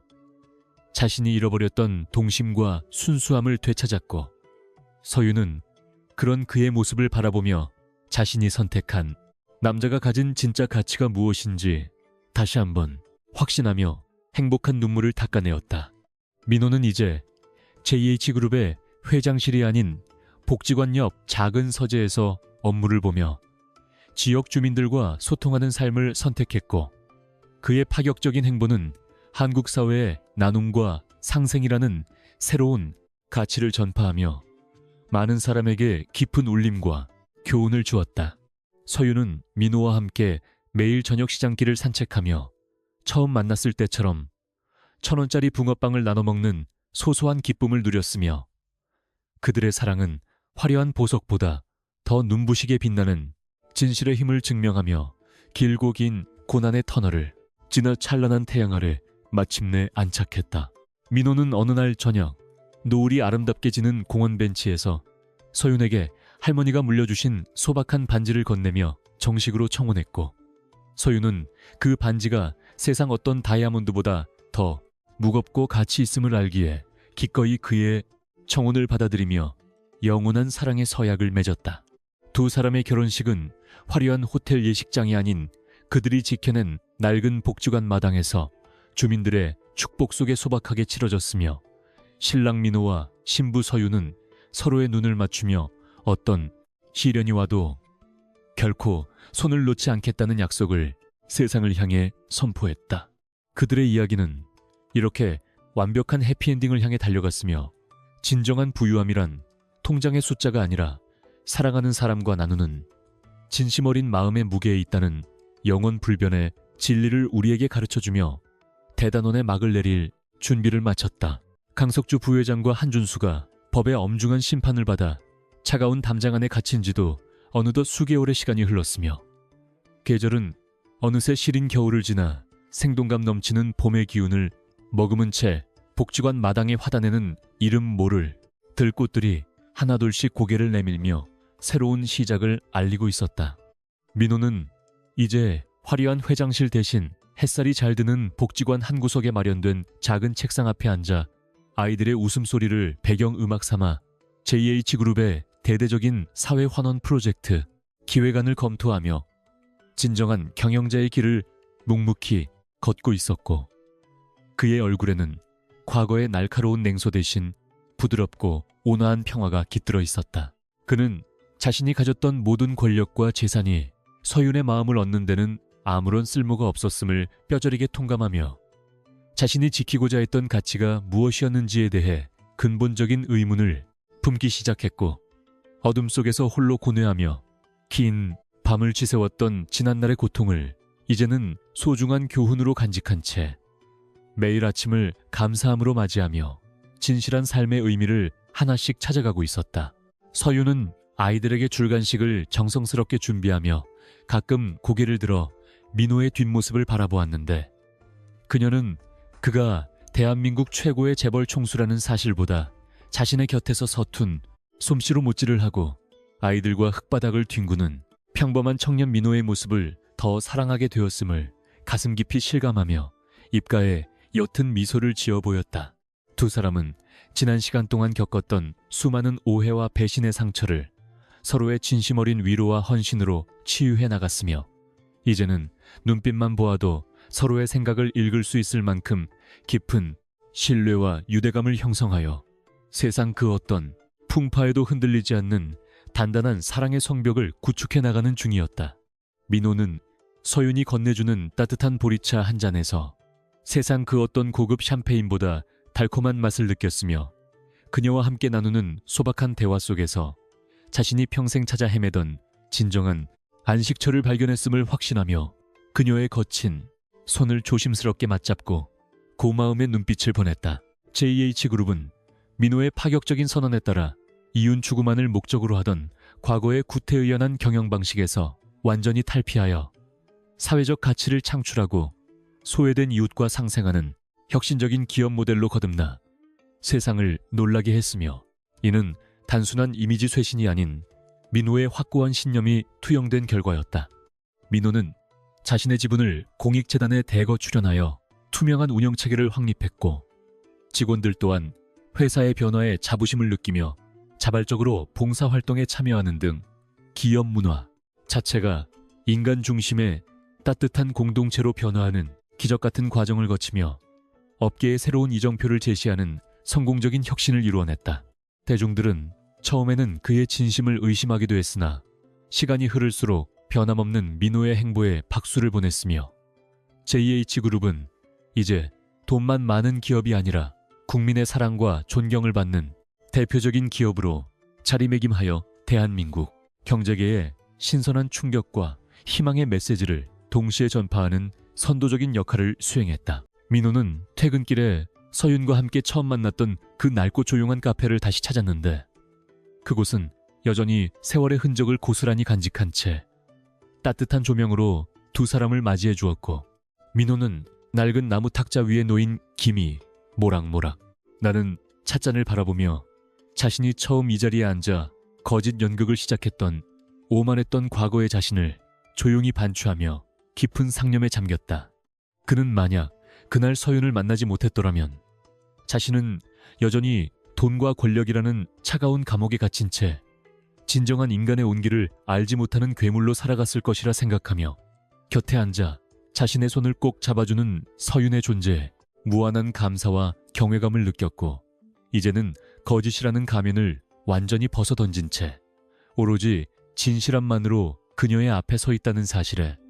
말로 다 할 수 없는 안도감과 해방감을 만끽하며 창밖의 풍경을 바라보았다. 민호는 주머니 속에서 오랫동안 소중히 간직해온 할머니의 유품인 소박한 금반지를 꺼내 서윤의 눈앞에 조심스럽게 내밀었으며 그의 목소리는 평소보다 조금 떨렸지만 그 안에 담긴 진심만큼은 그 어느 때보다 확고하고 단단하여 카페 안의 공기를 숙연하게 만들 만큼 진한 감동의 파동을 일으키며 서윤의 심장박동 소리를 거세게 흔들어 놓았다. 그는 자신이 가진 모든 화려한 배경을 내려놓고 오로지 이서윤이라는 여자를 평생 지켜주는 든든한 버팀목이자 가장 낮은 곳에서 함께 걷는 반려자가 되고 싶다는 간절한 소망을 전하며 그녀에게 자신의 인생 마지막 조각이 되어달라는 숭고한 약속의 말을 눈물 섞인 미소와 함께 건넸다. 이 반지는 다이아몬드처럼 화려하지는 않지만 수십 년간 할머니의 손가락에서 사랑의 증표로 빛났던 소중한 물건이었기에 민호는 이것이야말로 서윤의 맑은 영혼과 가장 잘 어울리는 세상에 단 하나뿐인 보석이라고 믿으며 그녀의 대답을 애타게 기다렸다. 서윤은 민호의 손바닥 위에 놓인 작고 낡은 반지를 바라보며 그 반지가 상징하는 것이 수조원의 재산보다 더 무겁고 숭고한 사랑의 증표임을 알기에 떨리는 손을 뻗어 민호의 반지를 받아들였으며 그녀의 눈동자에는 기쁨과 감격의 눈물이 이슬처럼 맺혀 노을빛을 받아 보석보다 더 눈부시게 반짝이며 두 사람의 앞날을 축복하는 신비로운 광채를 뿜어내고 있었다. 그녀는 민호를 처음 보았을 때 느꼈던 그 묘한 끌림이 단순한 호기심이 아닌 영혼의 부름이었음을 깨달았고 그가 누구이든 상관없이 자신은 그의 본질을 사랑했음을 다시 한번 확신하며 민호의 품에 안겨 세상에서 가장 행복한 여자의 미소를 지으며 그의 청혼에 화답하는 입맞춤을 나누었다. 카페 주인은 이들의 아름다운 순간을 지켜보며 조용히 음악 볼륨을 높였고 두 사람의 사랑은 비로소 거짓의 터널을 지나 진실의 태양 아래 완벽하게 안착하여 영원히 변치 않을 약속이라는 아름다운 꽃을 피워내기 시작했다. 두 사람의 결혼 소식은 세상에 알려졌지만 그들은 화려한 호텔 예식이나 재벌가의 정략적인 잔치를 모두 거부하고 자신들이 지켜낸 복지관 앞마당에서 평소 가깝게 지내던 이웃들과 아이들을 모시고 소박하고 정겨운 잔치를 열기로 결정하여 다시 한번 신선한 충격을 주었으며 이는 형식보다 본질을 중시하는 그들의 확고한 삶의 철학이 반영된 아름다운 선택이었다. 민호는 직접 국수를 삶고 서윤은 아이들과 함께 꽃장식을 만들며 예식을 준비하는 과정 자체를 하나의 즐거운 축제로 만들었고 마을 주민들은 각자 정성껏 준비한 음식을 가져와 나눔의 미덕을 실천하며 두 사람의 결합을 진심으로 축하해주는 가슴 따뜻한 광경을 연출하여 보는 이들의 마음을 훈훈하게 만들었다. 화려한 예식장 장식 대신 아이들이 직접 그린 그림들이 벽면을 가득 채웠고 고급 오케스트라 대신 주민들의 투박한 노랫소리가 울려 퍼졌지만 그곳의 공기는 그 어떤 왕실의 결혼식보다 훨씬 더 고귀하고 성스러운 기운으로 가득 차 있었다. 마침내 눈부시게 맑은 일요일 오후, 복지관 마당에는 흐드러지게 핀 벚꽃잎들이 축복의 꽃비처럼 내리는 가운데 수수한 정장을 입은 신랑 민호와 하얀 원피스에 들꽃 부케를 든 신부 서윤이 나란히 입장했으며 하객들의 우렁찬 박수와 아이들의 맑은 웃음소리가 어우러져 세상에서 가장 아름답고 성스러운 결혼식의 서막을 화려하면서도 소박하게 장식하며 대지의 기운을 환하게 밝혀주었다. 주례사 대신 두 사람이 서로에게 쓴 편지를 낭독하는 순서에서 민호는 서윤을 향한 자신의 영원한 충성을 맹세했고 서윤은 민호의 고단한 삶에 안식처가 되어주겠다는 따뜻한 위로의 말을 건네며 장례를 감동의 도가니로 몰아넣었으며 하늘은 마치 이들의 사랑을 승인하듯 구름 한 점 없는 청명한 빛을 내리쬐어 주었다. 결혼식이 끝나고 두 사람은 마을 사람들과 어울려 국수를 나눠 먹으며 진정한 행복이 멀리 있는 것이 아니라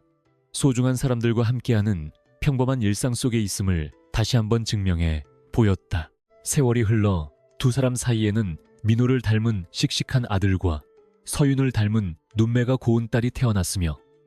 민호는 여전히 JH그룹의 회장직을 수행하면서도 주말이면 앞치마를 두르고 복지관 식당에서 배식 활동을 이어가는 소탈한 가장의 모습을 잃지 않았고 서윤 또한 재단의 이사장으로서 소외된 계층을 위한 다양한 복지 정책을 입안하며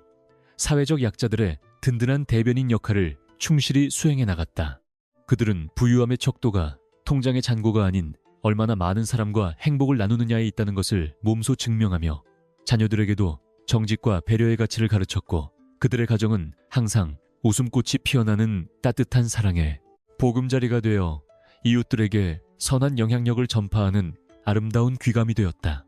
민호와 서윤은 아이들의 손을 잡고 가끔 그 옛날의 카페를 찾아가 옛 이야기를 들려주며 자신들의 사랑이 어떻게 세상을 조금 더 따뜻하게 바꿀 수 있었는지에 대해 소중한 기억의 파편들을 하나하나 공유하며 미래의 희망을 설계해 나갔다. 강민호와 이서윤의 사랑 이야기는 돈이 지배하는 차가운 도시 속에서 잃어버린 인간성의 회복과 진정한 사랑의 가치를 일깨워주는 하나의 전설처럼 사람들의 기억 속에 오래도록 남게 되었으며 그들이 남긴 발자취는 물질적인 풍요 속에서도 정신적인 빈곤에 시달리는 수많은 현대인에게 진정한 행복이 어디에 있는지 가르쳐주는 소중한 나침반이 되어 어두운 세상을 밝히는 희망의 등불 역할을 톡톡히 해냈다. 이제 그들은 노을이 지는 강변을 나란히 걸으며 서로의 어깨에 머리를 기댄 채 지나온 험난했던 시간들을 추억하며 빙그레 웃음 지었고 그들의 등 뒤로 길게 늘어진 그림자는 마치 하나인 것처럼 겹쳐져 영원히 갈라지지 않을 숭고한 사랑의 완성을 선포하며 찬란한 대단원의 막을 내렸다. 불어오는 강바람에 서윤의 머리칼이 흩날리자 민호는 다정하게 그녀의 머리를 정리해 주었고 두 사람의 시선 끝에는 어둠이 내리는 도시를 밝히는 따뜻한 불빛들이 마치 그들의 축복받은 인생을 예찬하듯 보석처럼 아름답게 반짝이고 있었다. 민호는 회장으로서의 마지막 공식 일정으로 복지관 아이들을 위한 전용 도서관과 체육관 건립을 확정지었으며 이는 단순한 기부를 넘어 아이들에게 꿈과 희망을 심어주기 위한 그의 오랜 염원이 담긴 결정이었고 서윤은 그의 곁에서 이 계획이 차질 없이 진행되도록 실무적인 지원을 아끼지 않으며 환상의 파트너십을 보여주었다. 그들은 이제 자신들의 행복을 넘어 타인의 아픔을 어루만질 줄 아는 성숙한 어른으로서 세상에 선한 발자취를 남기기 위해 끊임없이 노력했으며 그들의 진심은 거대한 기업을 움직이는 가장 큰 동력이 되어 대한민국 사회 전반에 나눔의 문화를 확산시키는 기폭제가 되었다. 민호는 이제 더 이상 자신의 신분을 숨기지 않아도 되었지만 여전히 시장에서 산 붕어빵을 서윤과 나눠 먹는 소박한 취향을 고수했고 그런 민호의 모습은 가난한 이들에게는 희망이 되고 부유한 이들에게는 경종이 되어 세상의 균형을 맞추는 보이지 않는 힘으로 작용하며 평화로운 나날을 이어갔다. 한때는 돈으로 모든 것을 살 수 있다고 믿었던 오만함이 민호의 눈을 가렸었지만 서윤이라는 거울을 통해 자신의 추한 내면을 마주하고 그것을 극복해내는 과정은 한 인간으로서의 위대한 성장이자 구원의 서사였음을 그는 잘 알고 있었으며 이제는 그 구원의 힘으로 세상을 치유하는 법을 배워나가고 있었다. 서윤 또한 상처 입은 마음 때문에 사람을 밀어내기만 했던 과거의 두려움을 씻어내고 민호라는 거대한 바다에 안착하여 비로소 진정한 평온을 얻었으니 이보다 더 완벽한 해피엔딩은 없을 것이라고 주변 사람들은 입을 모아 칭송하며 두 사람의 앞날에 신의 가호가 가득하기를 기원했다. 그들의 사랑은 시간의 흐름 속에서도 퇴색되지 않고 오히려 더 깊고 진한 향기를 내뿜는 명품 와인처럼 숙성되어 갔으며 그 향기는 그들이 머무는 모든 곳에 퍼져나가 절망에 빠진 이들에게 다시 일어설 용기와 사랑의 힘을 실어주는 신비로운 치유의 향수가 되어 공기 중에 은은하게 감돌았다. 결국 인생이라는 긴 여정에서 우리가 마지막까지 쥐고 있어야 할 것은 빛나는 다이아몬드도 두둑한 지갑도 아닌 바로 옆에 있는 사람의 따뜻한 손이며 그 손에서 전해지는 온기야말로 영혼을 살찌우는 유일한 양식임을 민호와 서윤은 자신들의 삶을 통해 증명해 보였다. 이제 그들의 이야기는 책으로 엮여 세상 밖으로 나갔고 수많은 독자가 그들의 사랑에 울고 웃으며